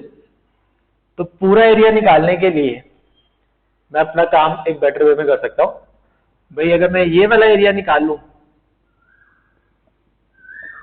उसका ट्वाइस करूंगा तो ये पूरा मिल जाएगा, और इसका ट्वाइस करूंगा तो पूरा मिल जाएगा. बेसिकली इसका 4 टाइम्स करूंगा तो एरिया ऑफ एलिप्स आ जाएगा. तो we are interested in this area. अब ये एरिया अंडर दिस कर्व है. तो area under the curve integration से आएगा, दैट विल बी इंटीग्रल. अब एरिया अंडर दिस कर्व है तो आपको कर्व की इक्वेशन से y चाहिए होगा, तो वो निकाल लो पहले. y स्क्वायर बाय 4 आया 1 माइनस एक्स स्क्वायर बाय 36. तो y स्क्वायर आएगा 4 माइनस एक्स स्क्वायर बाय 9. तो y आएगा plus minus square root of this. क्योंकि फर्स्ट क्वाड्रेंट के एरिया की बात कर रहे हैं तो y वुड बी पॉजिटिव. तो y आया, तो यूज कर लो इसका 4 minus x square by 9 dx. अब इसको इंटीग्रेट कहां से कहां करना है? इसको इंटीग्रेट करना है हमने यहां से यहां. अब ये तो रीजन है, ये क्या होगा भाई, यहां से सेमी मेजर एक्सिस की लेंथ पता चली 6. तो ये पॉइंट है 6,0.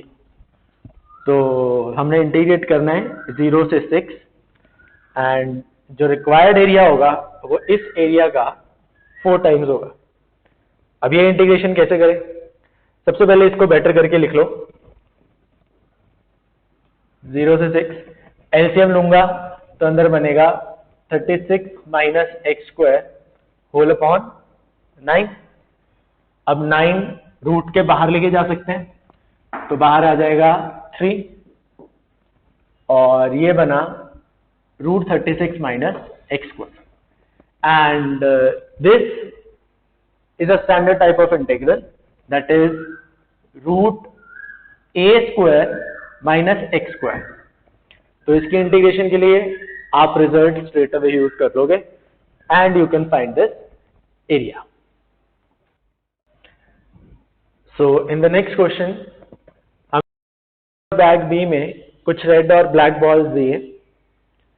यहां से हमने एक बॉल निकालनी है एंड यहां से 2 बॉल्स निकालनी है 1 बाय 1 विदाउट रिप्लेसमेंट.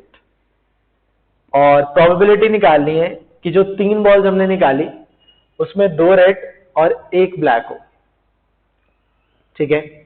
अब 2 रेड और 1 ब्लैक कैसे निकल सकती है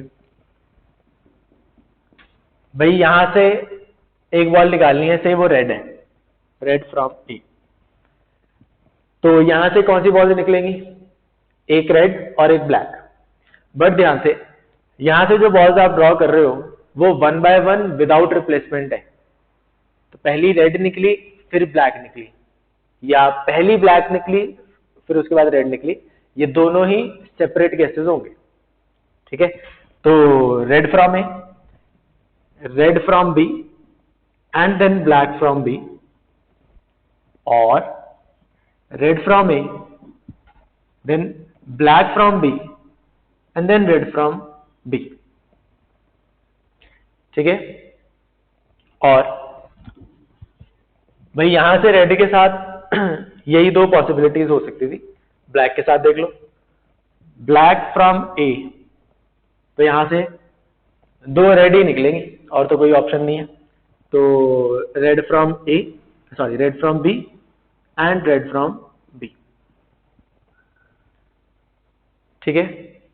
दोनों रेड ही निकाल रहे हो तो इसमें ऑर्डरिंग करने की कोई जरूरत नहीं. अब और आ रहा है तो आप चेक करोगे ये इवेंट्स म्यूचुअली एक्सक्लूसिव है या नहीं और आप चेक कर सकते हो दे आर म्यूचुअली एक्सक्लूसिव। तो ये प्रोबेबिलिटी होगी probability of first plus probability of second plus probability of third. Now अब प्रोबेबिलिटी ऑफ फर्स्ट ये है प्रोबेबिलिटी ऑफ इंटरसेक्शन, ठीक है ना। तो इंटरसेक्शन की प्रोबेबिलिटी से पहले हम सोचते हैं कि क्या ये इवेंट्स इंडिपेंडेंट तो नहीं है। अब देखो इवेंट्स को अगर आप देखो तो ये तीन इवेंट्स इंडिपेंडेंट तो आप नहीं बोल सकते, ये तीनों आपस में इंडिपेंडेंट नहीं है। रीजन बीइंग यहां जो बॉल्स ड्रॉ करी वो 1 by 1 विदाउट रिप्लेसमेंट है, तो इस बॉल के निकलने से अगले बॉल के निकलने की प्रोबेबिलिटी पे फर्क पड़ेगा। बट अगर मैं इन दो इवेंट्स की बात करूं दे आर डेफिनेटली इंडिपेंडेंट। क्यों? यहां पे बॉल आप बैग ए से निकाल रहे हो और यहां पे बॉल आप ब्लैक बैग बी से निकाल रहे हो, तो these two are independent events, इन पे मैं इंडिपेंडेंट का रिजल्ट लगा सकता हूं। तो ये होगा probability of red from A into probability of red from B and black from B. Similarly again ये दो भी इंडिपेंडेंट होंगे, तो probability of red from A, probability of black from B and then red from B. Similarly ये दो भी independent होंगे, probability of black from A to probability of red from B, red from B. Now अब probability of red from A that is 4 by 9 into, अब ये events independent नहीं है तो हम मल्टीप्लिकेशन रूल यूज करेंगे, तो ये प्रोबेबिलिटी होगी probability of red from B into probability of black from B given this event has already occurred, means red ball has been already drawn, plus probability of red from A that is 4 by 9, again यहाँ पे multiplication rule, probability of black from B into probability of red from B given black from B has already been drawn, plus probability of black from A that is 5 by 9 into probability of red from B into probability of red from B given one red has been already drawn।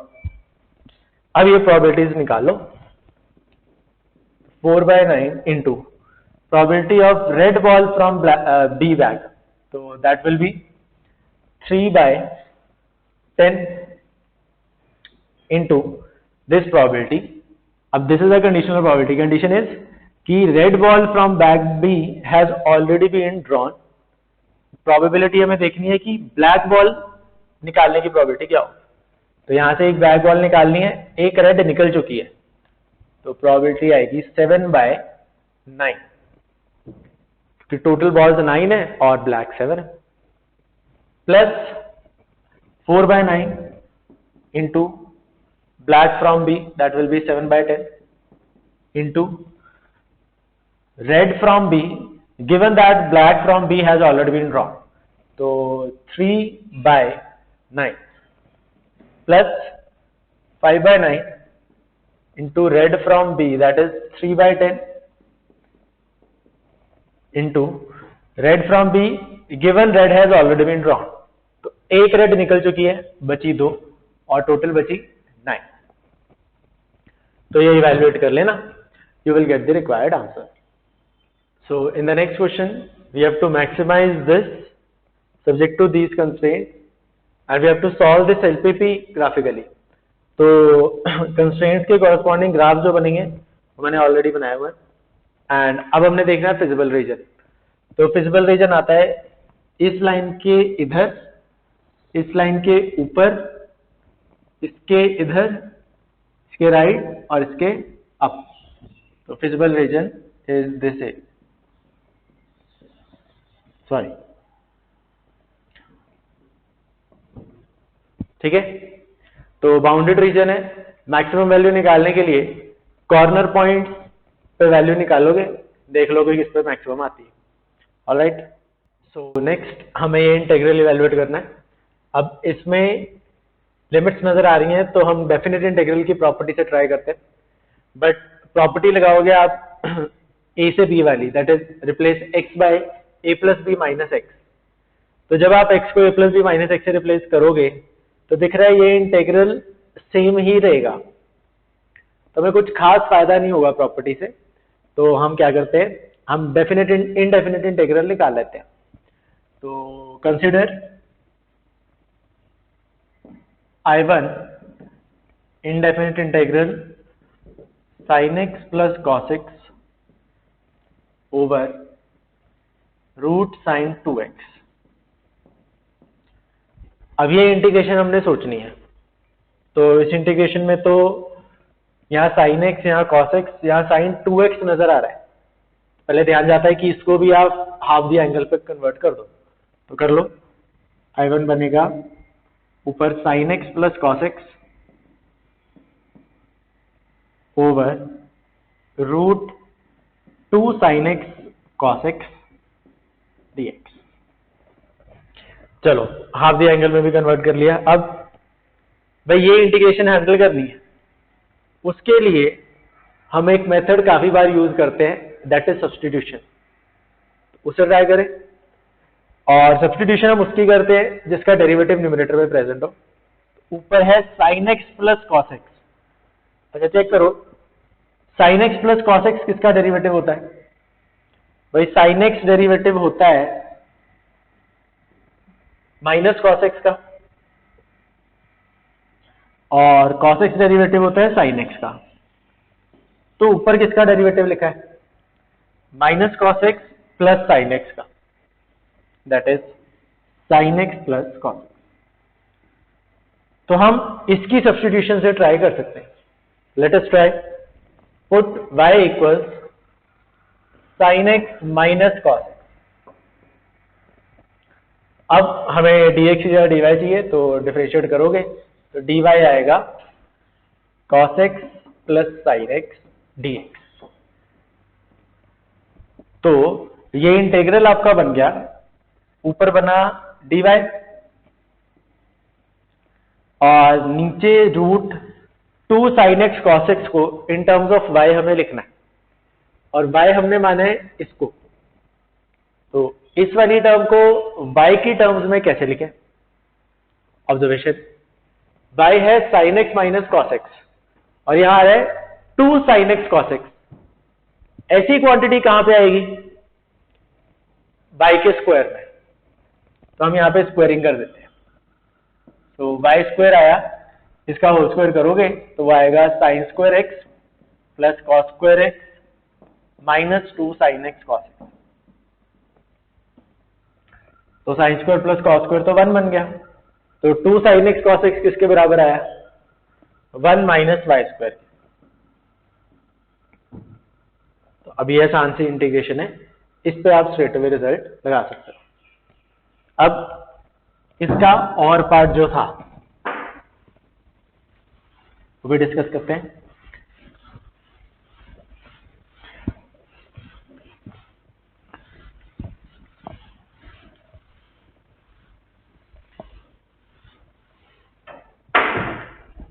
वो था integral 1 upon x into x raise to power 4 plus 1। ये integral evaluate करना है। तो इसकी valuation के लिए हम क्या कर सकते हैं? तो हमने देखा 1 अपॉन एक्स इंटू एक्स की पावर 4 प्लस 1 आ रहा है। तो कोई सब्स्टिट्यूशन सोच सकते हो यहां पे? भाई x की पावर 4 नजर आ रहा है, तो हम इसकी सब्स्टिट्यूशन ट्राई कर सकते हैं, बट उसके लिए इसका डेरिवेटिव ऊपर प्रेजेंट होना चाहिए। तो इसका डेरिवेटिव क्या आएगा? भाई 4x क्यूब आएगा, x क्यूब आएगा इसके डेरिवेटिव में। तो मुझे ऊपर x क्यूब चाहिए होगा, तो मैं एक काम करता हूं, ऊपर तो कुछ भी नहीं है, तो मैं x क्यूब से मल्टीप्लाई और डिवाइड कर देता हूं। तो बना x cube upon x cube into x, x की पावर 4 बन गया और यहां एक्स की पावर 4 प्लस 1। अब दिख रहा है सब्स्टिट्यूशन विल वर्क, क्योंकि इसको सब्स्टिट्यूट करने पे ये तो dy में चला जाएगा, ये भी y में क्रिएट हो जाएगा। तो कर दो सब्स्टिट्यूट, x की बार 4 को से y, तो 4x³ dx इक्वल्स dy, तो x³ dx आया dy बाय 4, तो ये आया 1/4 ऊपर dy और नीचे आएगा y into y plus 1। And ये इंटीग्रेशन आप इजिली कर सकते हो यूजिंग पार्शियल फ्रैक्शन, एंड इसकी पार्शियल ओरली बन जाएगी, ध्यान से, ठीक है। सो नेक्स्ट हमें इस डिफरेंशियल इक्वेशन को सॉल्व करना है। तो डिफरेंशियल इक्वेशन को सॉल्व करने के लिए पहले dy बाई dx निकाले, तो dy बाई dx आया 1 minus x minus 2y over x plus 2y plus 1। अब सॉल्व करने के लिए हमारे पास मल्टीपल मेथड्स है। सबसे पहले सोचो, यहां वेरिएबल सेपरेट कर पाओगे? नहीं, वेरिएबल सेपरेबल नहीं लगेगा। अच्छा, वेरिएबल सेपरेट नहीं होते तो हम वेरिएबल्स को इकट्ठा भी तो कर लेते हैं कई बार सब्स्टिट्यूशन की हेल्प से। तो सोचो, क्या यहाँ पे सब्स्टिट्यूशन वर्क करेगा? कर जाएगा। नीचे x प्लस 2y नजर आ रहा है और ऊपर से अगर मैं माइनस कॉमन ले लूं तो x प्लस 2y ऊपर भी बन रहा है, तो इसको सब्स्टिट्यूट कर दो, x plus 2y equal z। अब मुझे dy बाई dx की जगह dz बाई dx वाली टर्म चाहिए, तो डिफरेंशिएट बोथ साइड, x का डेरिवेटिव 1 और इसका आया 2 dy by dx equals dz by dx। तो यहां से dy बाई dx क्या आ जाएगा? It will be dz by dx minus 1 और बाहर हाफ, तो this is half dz by dx minus 1 equals 1 minus z upon z plus 1। तो अब यहां से dz बाई dx निकाल लें, dz बाई dx माइनस 1 आया 2 minus 2z upon z plus 1 को शिफ्ट किया, तो dz by dx is finally ऊपर बनेगा 2 plus 1 3 minus 2z plus z minus z। अब सब्स्टिट्यूशन के बाद ये डिफरेंशियल इक्वेशन आई एंड ये वेरिएबल सेपरेबल से हैंडल हो जाएगी। तो वेरिएबल सेपरेट किए,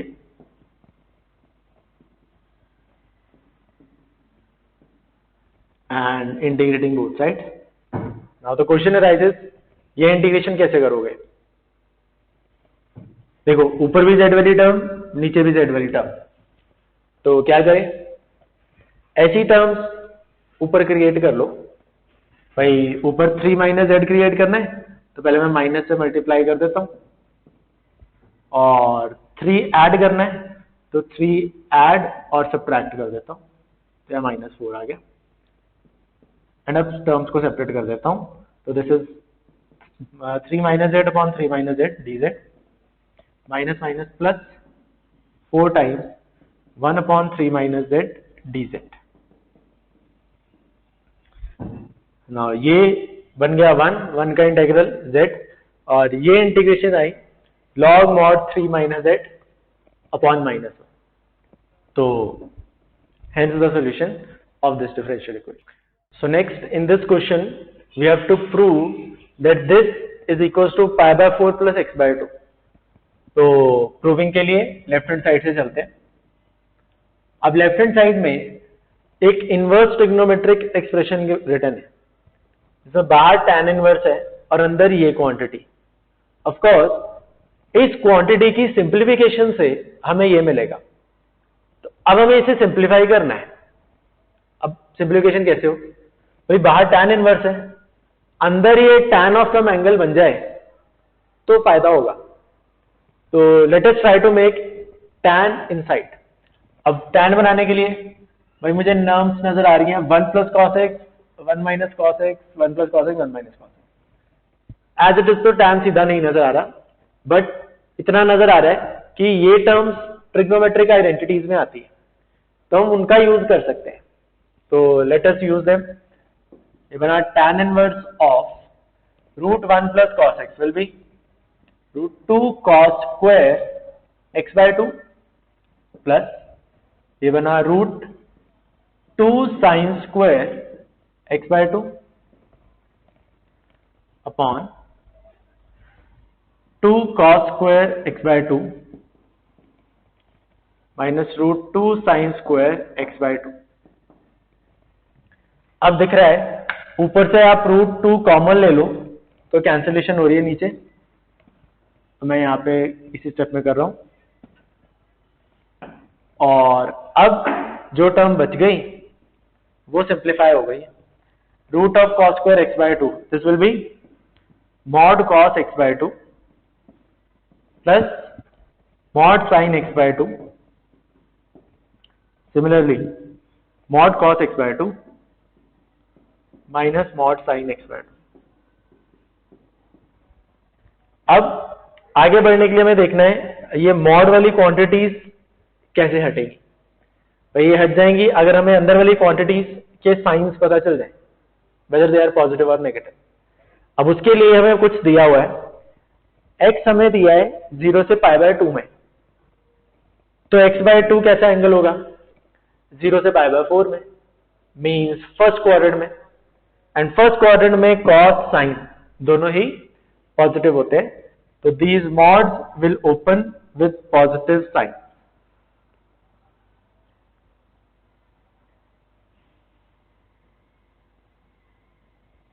अब हमें बनाना था tan ऑफ सम एंगल, तो साइन कॉस वाली टर्म्स दिखनी है, tan बनाना है। क्या करूं, divide numerator and denominator bye cos x by 2, तो tan inverse of cos x by 2 over cos x by 2 1 plus sin x by 2 over cos x by 2 tan x by 2, नीचे बना 1 minus tan x by 2। अब इसको मैं लिखना चाहता हूं tan of some angle, लिख सकता हूं। क्यों भाई, यहां जो 1 लिखा है इसको हम लिख सकते हैं tan पाई बाय 4, और यहां जो 1 लिखा है उसे भी हम लिख सकते हैं tan पाई बाय 4। तो ये क्या लिखा हुआ है actually, this is tan of pi by 4 plus x by 2, ठीक है। एंड अब tan inverse tan of this को मैं ये लिख सकता हूं कब, जब ये एंगल tan इनवर्स की प्रिंसिपल वैल्यू ब्रांच में हो। एंड आप चेक कर सकते हो, अभी भी हमने देखा था कि जो x बाय 2 है वो 0 से पाई बाय 4 में है, तो pi by 4 plus x by 2 0 से पाई बाय 2 में आएगा, principal value branch of tan inverse में आ रहा है, कोई दिक्कत नहीं है। तो pi by 4 plus x by 2 which is equal to right hand side, hence proved. Now इसका और part,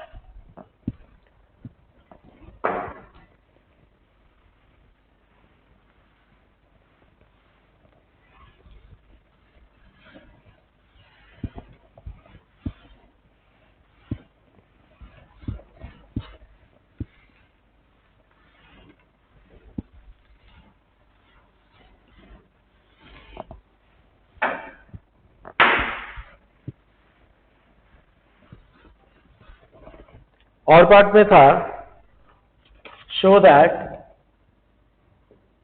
sign inverse of 3 by 5 minus sine inverse of 8 by 17 equals cos inverse 84 by 85।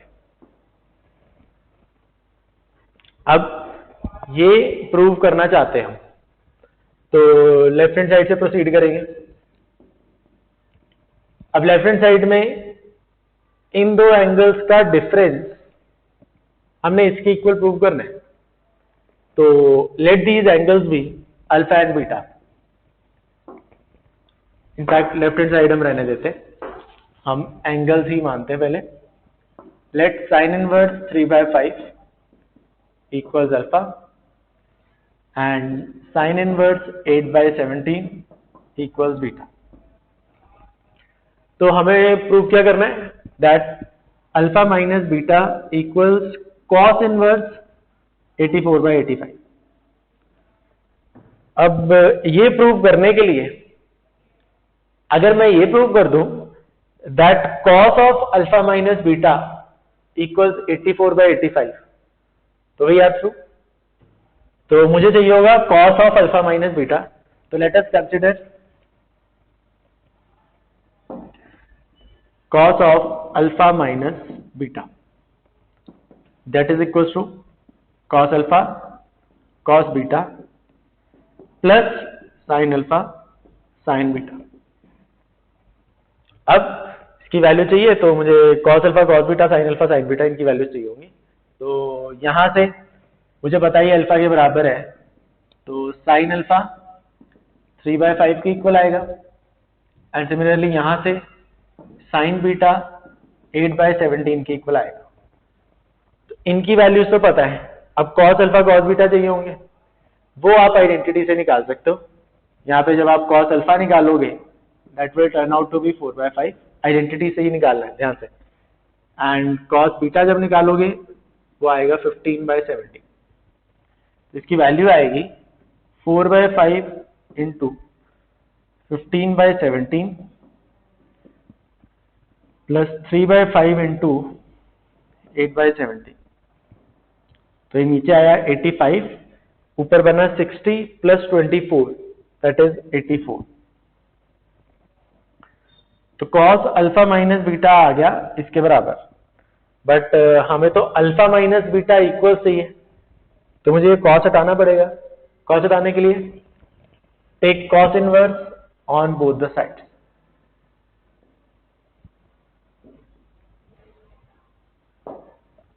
So cos inverse of cos of alpha minus beta equals cos inverse of 84/85। अब cos inverse cos alpha minus beta को हम alpha minus beta लिखना चाहते हैं, but एक बार check कर लेते हैं कि एंगल cos inverse की प्रिंसिपल वैल्यू ब्रांच में है या नहीं। वो होती है 0 से पाई। तो अल्फा माइनस बीटा को चेक करना है, तो अल्फा के बारे में हमें क्या पता है भाई, अल्फा साइन इनवर्स 3/5 के बराबर है, तो साइन इनवर्स की प्रिंसिपल वैल्यू ब्रांच में होगा, मींस -π/2 से π/2 में, एंड बीटा भी -π/2 से π/2 में होगा। हमने अल्फा माइनस बीटा की बात करनी है, तो हम माइनस बीटा पता लगा लेते हैं। माइनस बीटा भी -π/2 से π/2 में होगा। बट अगर हम इन दोनों को ऐड कर दें तो alpha minus beta cos inverse की प्रिंसिपल वैल्यू ब्रांच में तो नहीं आएगा। तो इसका मतलब हमें अल्फा बीटा के बेटर बाउंड्स लिखने पड़ेंगे। पहुंच तो जाएंगे हम यहां तक, वो क्वेश्चन में है, बट लिखोगे क्या? तो we will write better bounds of alpha and beta. चलो सोचो वो क्या होंगे।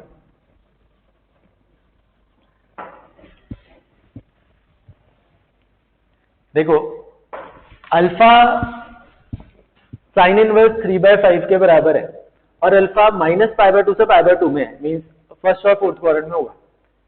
एंड क्लियरली इसका साइन 3/5 आंसर दे रहा है, तो डेफिनेटली अल्फा फोर्थ क्वाड्रेंट में तो नहीं हो सकता, फर्स्ट में ही होगा।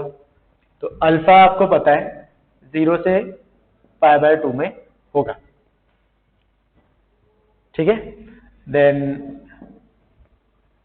बीटा के बारे में भी आपको सेम चीज पता है, वो भी 0 से π/2 में होगा। एंड अगर मैं माइनस बीटा की बात करूं, वो -π/2 से 0 में होगा। अब अगर मैं इनको ऐड कर दूं तो अल्फा माइनस बीटा -π/2 से π/2 में होगा। अभी भी इसकी प्रिंसिपल वैल्यू ब्रांच में नहीं आया, मतलब और बेटर बाउंड्स लिखने पड़ेंगे। और बेटर बाउंड्स लिख लो भाई। हमें पता क्या है, अल्फा फर्स्ट क्वाड्रेंट में, इतना तो पता है। एंड ये भी पता है कि साइन अल्फा 3/5 के बराबर है, मींस 0.6 के बराबर है। तो साइन ऑफ सम एंगल की वैल्यू 0.6 है, मींस हाफ से 1 के बीच में है। तो वो एंगल कहां पे होगा? π/6 से π/2, ठीक है ना। तो अल्फा होगा π/6 से π/2। देन बीटा के बारे में क्या पता है भाई? साइन बीटा 8/17 के बराबर है और ये वैल्यू होगी 0.4 समथिंग। 0.4 0 से 0.5 के बीच में, मीन्स उसका साइन 0 से 0.5 के बीच में है, तो वो एंगल कहां पे होगा? 0 से π/6 में। तो बीटा है 0 से π/6, तो माइनस बीटा होगा माइनस π/6 से 0। एंड अब अगर मैं इन दोनों को ऐड कर दूं तो अल्फा माइनस बीटा आ रहा है 0 से π/2, और वो कॉस इनवर्स की प्रिंसिपल वैल्यू ब्रांच में लाई कर रहा है। ठीक है, तो मिल गया आपको बेटर बाउंड्स। एंड अब आप इसको स्ट्रेट अवे लिख सकते हो that alpha minus beta equals cos inverse of 84/85।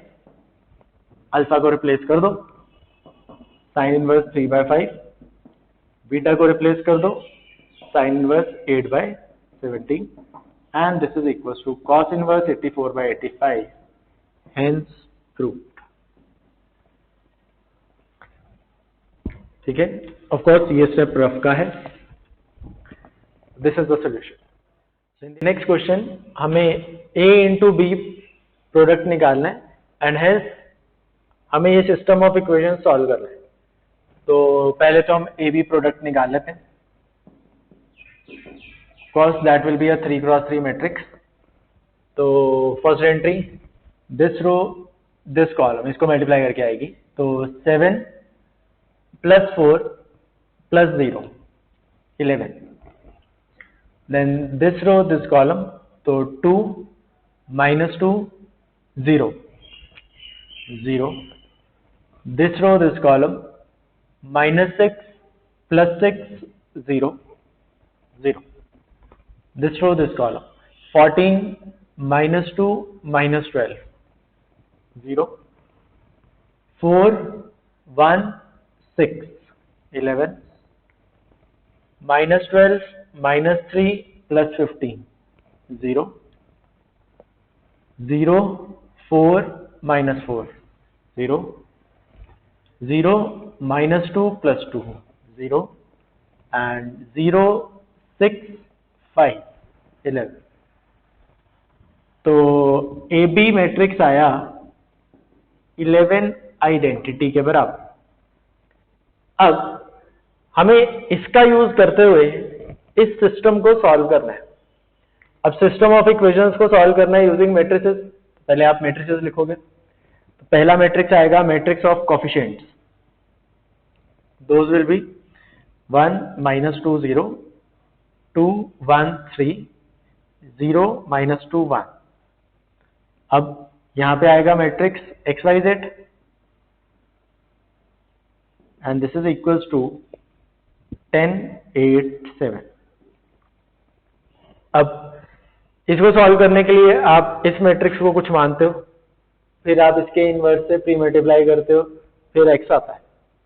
पर यहां पे अगर आप ध्यान दो तो ये मैट्रिक्स जो लिखा है ये तो जाना पे जाना है, this is a matrix only. ठीक है, तो ये है A, दिस इज X, इसको मैं कुछ मान लेता हूं से C। तो what I will do, I will pre multiply both side bye A inverse.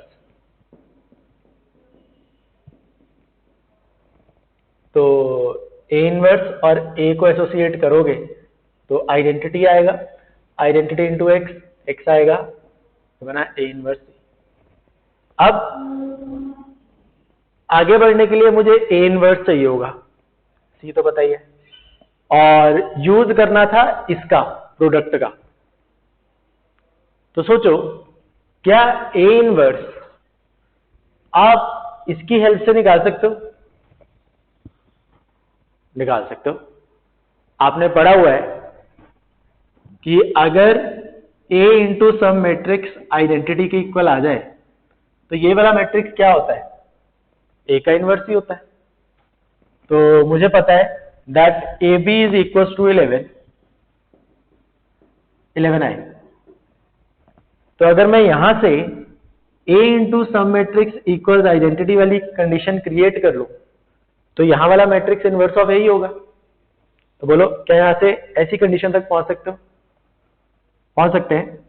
Right hand side में I चाहिए होगा, तो आप 11 से थ्रू आउट डिवाइड कर दो, तो AB बाय 11 इक्वल्स I, और इसको मैं लिख सकता हूं A into B matrix by 11।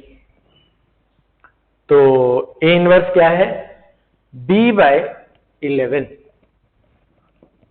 तो इसकी जगह मैं सीधा लिखूंगा मैट्रिक्स B, और बाय 11 तो 1 बाय 11 लिख लेता हूं इंटू C मैट्रिक्स।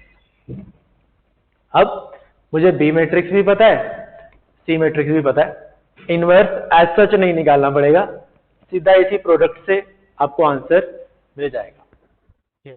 सो नेक्स्ट हमें ये इंटीग्रल इवैल्यूएट करना है। अब इस इंटीग्रल को इवैल्यूएट करने के लिए मेथड कौन सा लगाएं?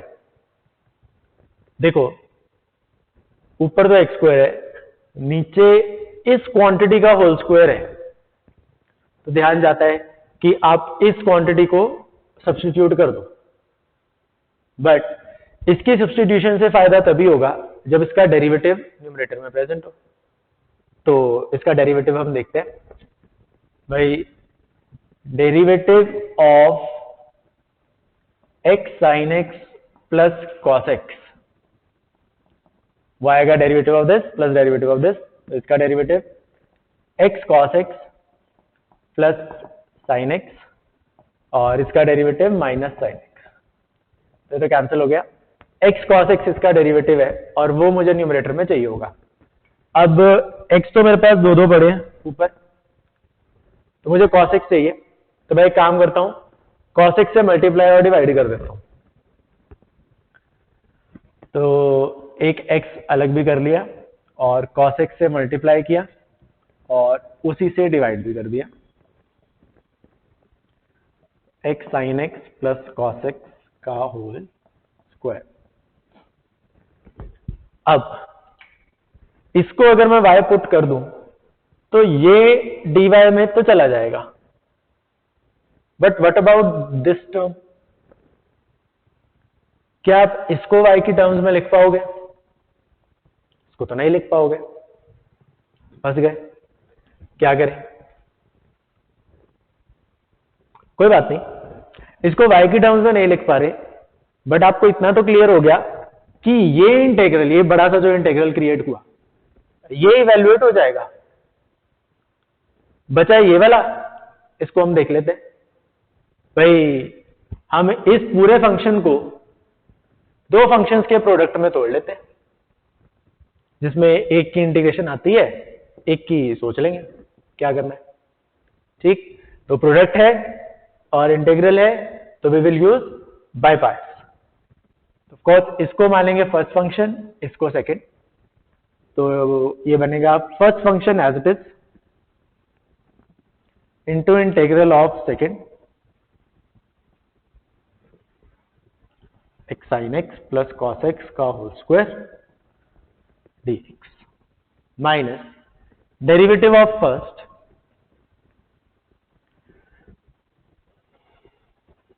इंटू इंटीग्रल ऑफ सेकंड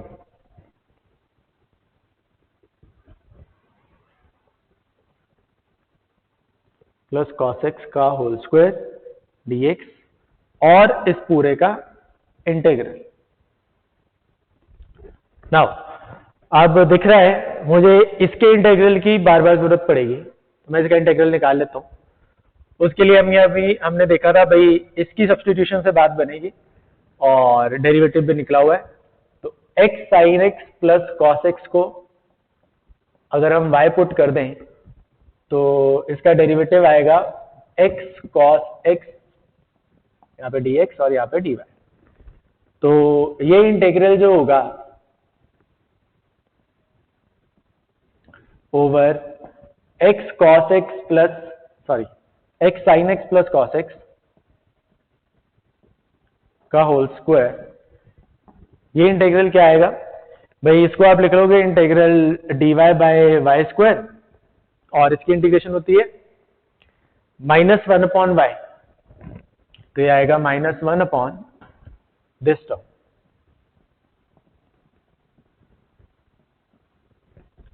ठीक है, तो इसका इंटीग्रल अब हम यहां यूज कर लेते हैं। तो x अपॉन cos x, और इसका इंटीग्रल हो रहा -1 upon x sin x plus cos x minus इसका डेरिवेटिव चाहिए होगा तो वो निकाल लो क्वोशिएंट रूल से। cos स्क्वायर x पर cos x इंटू एक्स का derivative 1 minus x as it is और cos x का डेरिवेटिव माइनस साइन x या प्लस साइन x आ गया इंटू इसका integral that is -1 upon x sine x plus cos x और इस पूरे का इंटीग्रल। अब ये तो फायदा हो गया, x sin x plus cos x sin x plus cos x, ये तो कैंसिल ही हो गया। -1 है वो बाहर आ गया तो प्लस हो गया और ये एक इंटीग्रल रहेगा छोटा सा, वो भी 1 by cos square that is secant square x। Secant square x की इंटीग्रेशन tan x एंड यहां पर तो आप ऑलरेडी कर ही चुके थे इंटीग्रल, तो this plus tan x plus c is your answer. Integral x dx upon a square cos square x plus b square sin square x from 0 to pi. अब ये तो एक डेफिनेट इंटीग्रल है, तो we will make the use of properties. 0 से ये वाली limit है एंड दिख रहा है कि अगर मैं इसको f ऑफ x मान लूं और x को a माइनस एक्स से रिप्लेस करूं तो ना तो वो फंक्शन के इक्वल आएगा ना उसके नेगेटिव के। तो हम 0 से a वाली नेक्स्ट प्रॉपर्टी लगाएंगे that is replace x by a minus x and ऐसा करने से मुझे पता है इंटीग्रल रिमेन्स द सेम।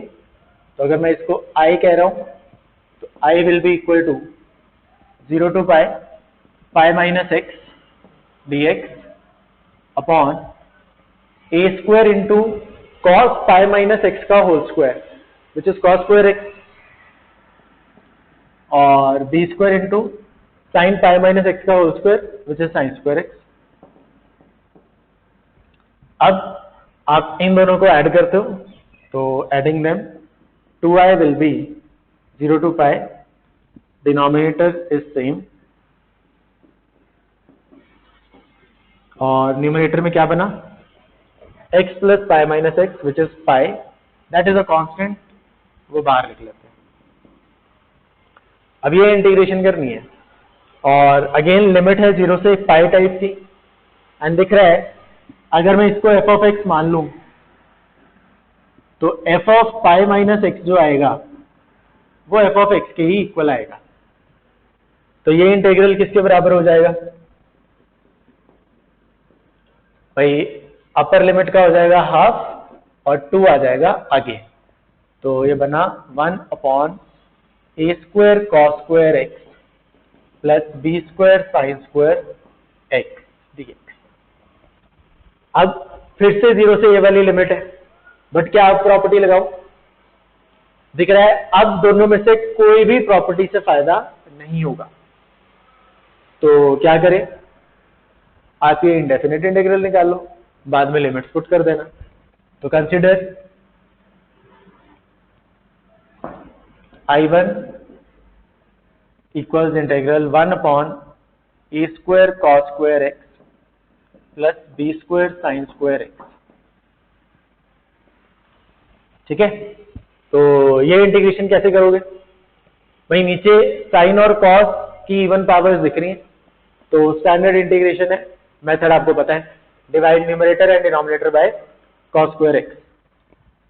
तो नीचे बनेगा ए स्क्वायर और यहां बनेगा b square sine square by cos square tan square x और ऊपर आया 1 upon cos square that is secant square. And अब जो इंटीग्रेशन बची ये आप इजीली कर सकते हो, tan का डेरिवेटिव ऊपर प्रेजेंट है तो tan x को सब्स्टिट्यूट करेंगे and then we will evaluate the integral.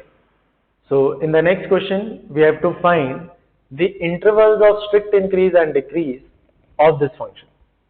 तो इंटरवल्स निकालने के लिए पहले आप क्रिटिकल पॉइंट्स निकालते हो, तो डेरिवेटिव निकालोगे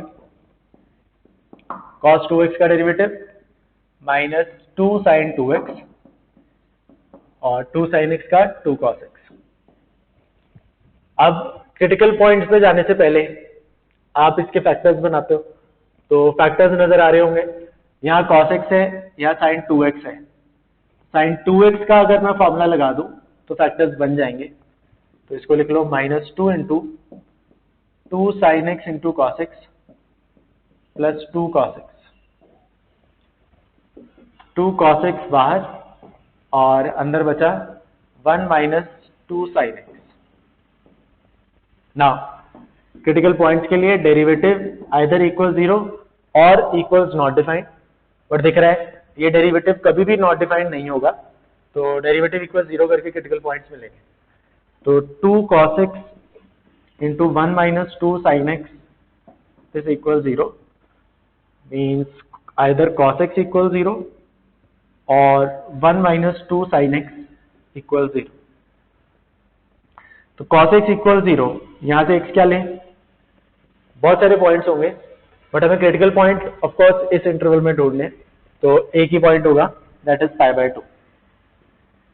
यहां से आया sin x इक्वल्स 1/2, तो यहां से x क्या आएगा?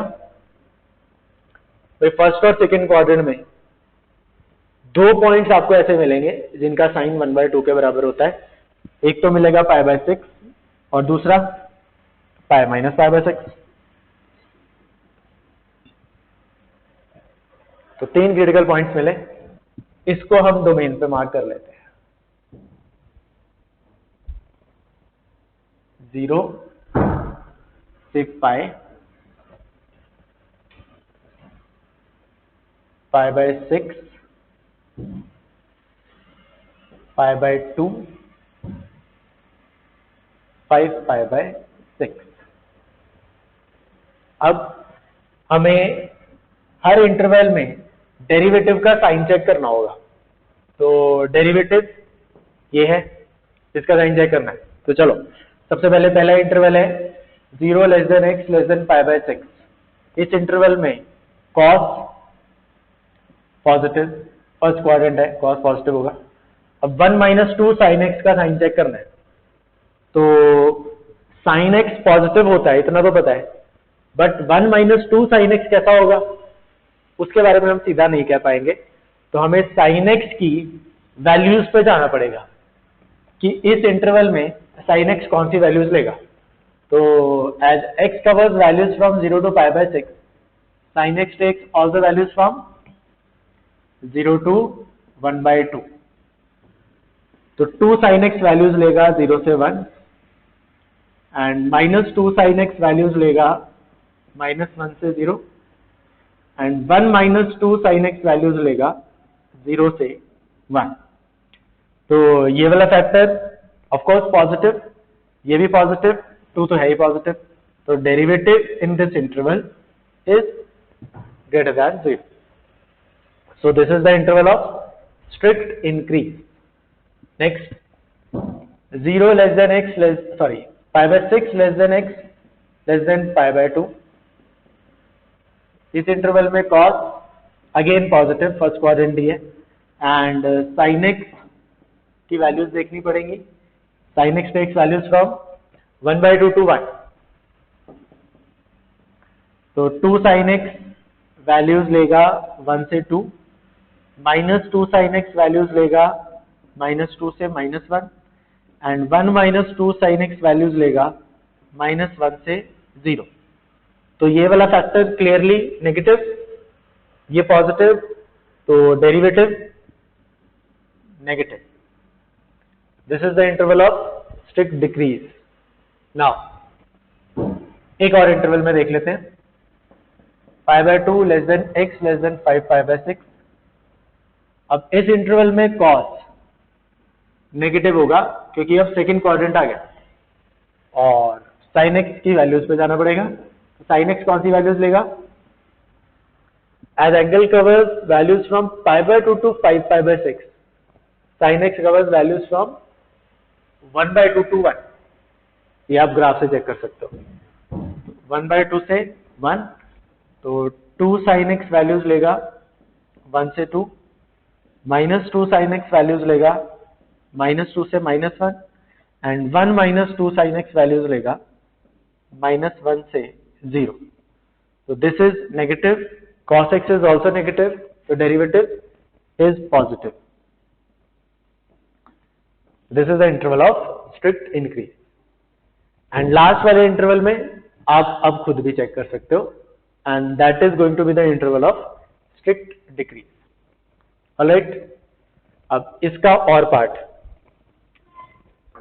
So इसमें हमें equation of tangent to this curve at any point theta निकालनी थी. ठीक है, तो इक्वेशन ऑफ टेंजेंट के लिए मुझे स्लोप ऑफ टेंजेंट चाहिए होगी, that is dy by d x. और क्योंकि x और y पैरामीट्रिक फॉर्म में दिए हुए हैं, तो dy बाई डी एक्स आएगा पैरामीट्रिक डिफरेंशिएशन की हेल्प से. तो मुझे चाहिए dx by d theta and dy by d theta. तो पहले dx बाई डी थीटा निकाल लेते हैं. इसका डेरिवेटिव होगा minus a sign theta plus इसका होगा theta cos theta plus sine theta, और साथ में a भी था इसमें, सॉरी, और minus a sine theta, A sine theta cancel, तो dx बाई डी थीटा आ चुका है a थीटा कॉस थीटा. अब dy बाई डी थीटा चाहिए, तो dy बाई डी थीटा होगा a cos theta minus a into theta cos theta का derivative will be theta into minus sine theta plus cos theta into 1. इसको simplify कर लो, तो minus theta sine theta और brackets open करोगे तो plus a theta sine theta minus a cos theta.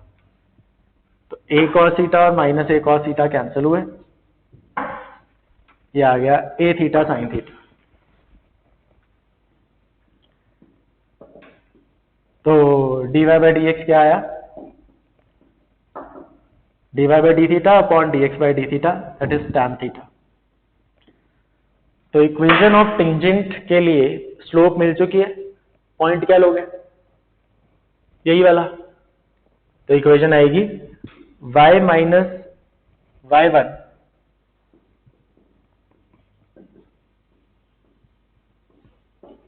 Equal slope into x minus x1.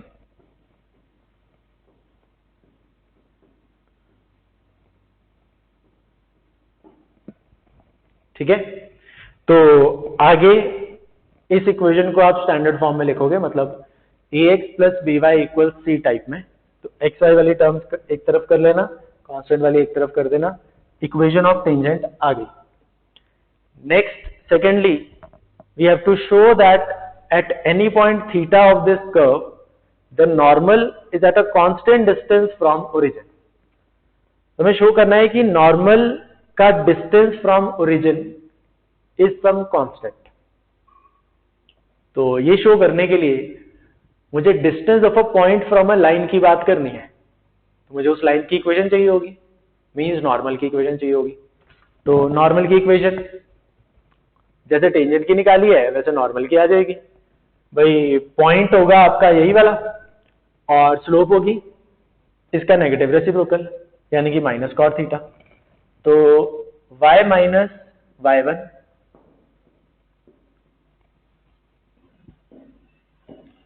Equals minus cot theta into x minus x1.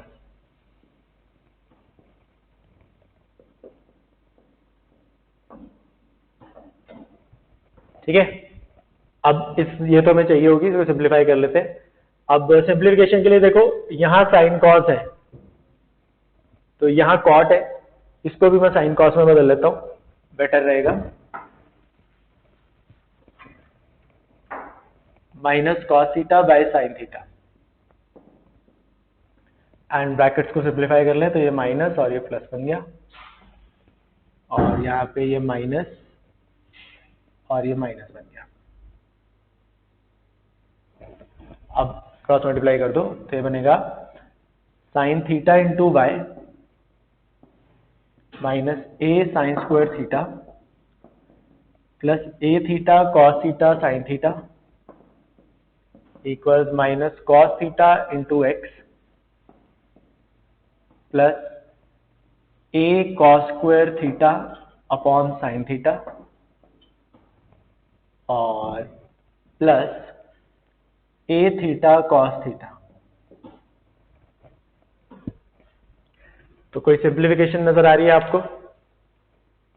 मैंने कुछ गलत लिखा, cos थीटा इंटू दिस आना था ना, तो यहाँ पे बना cos square, that is the only thing. हाँ, और ये बनेगा a theta cos theta sin theta.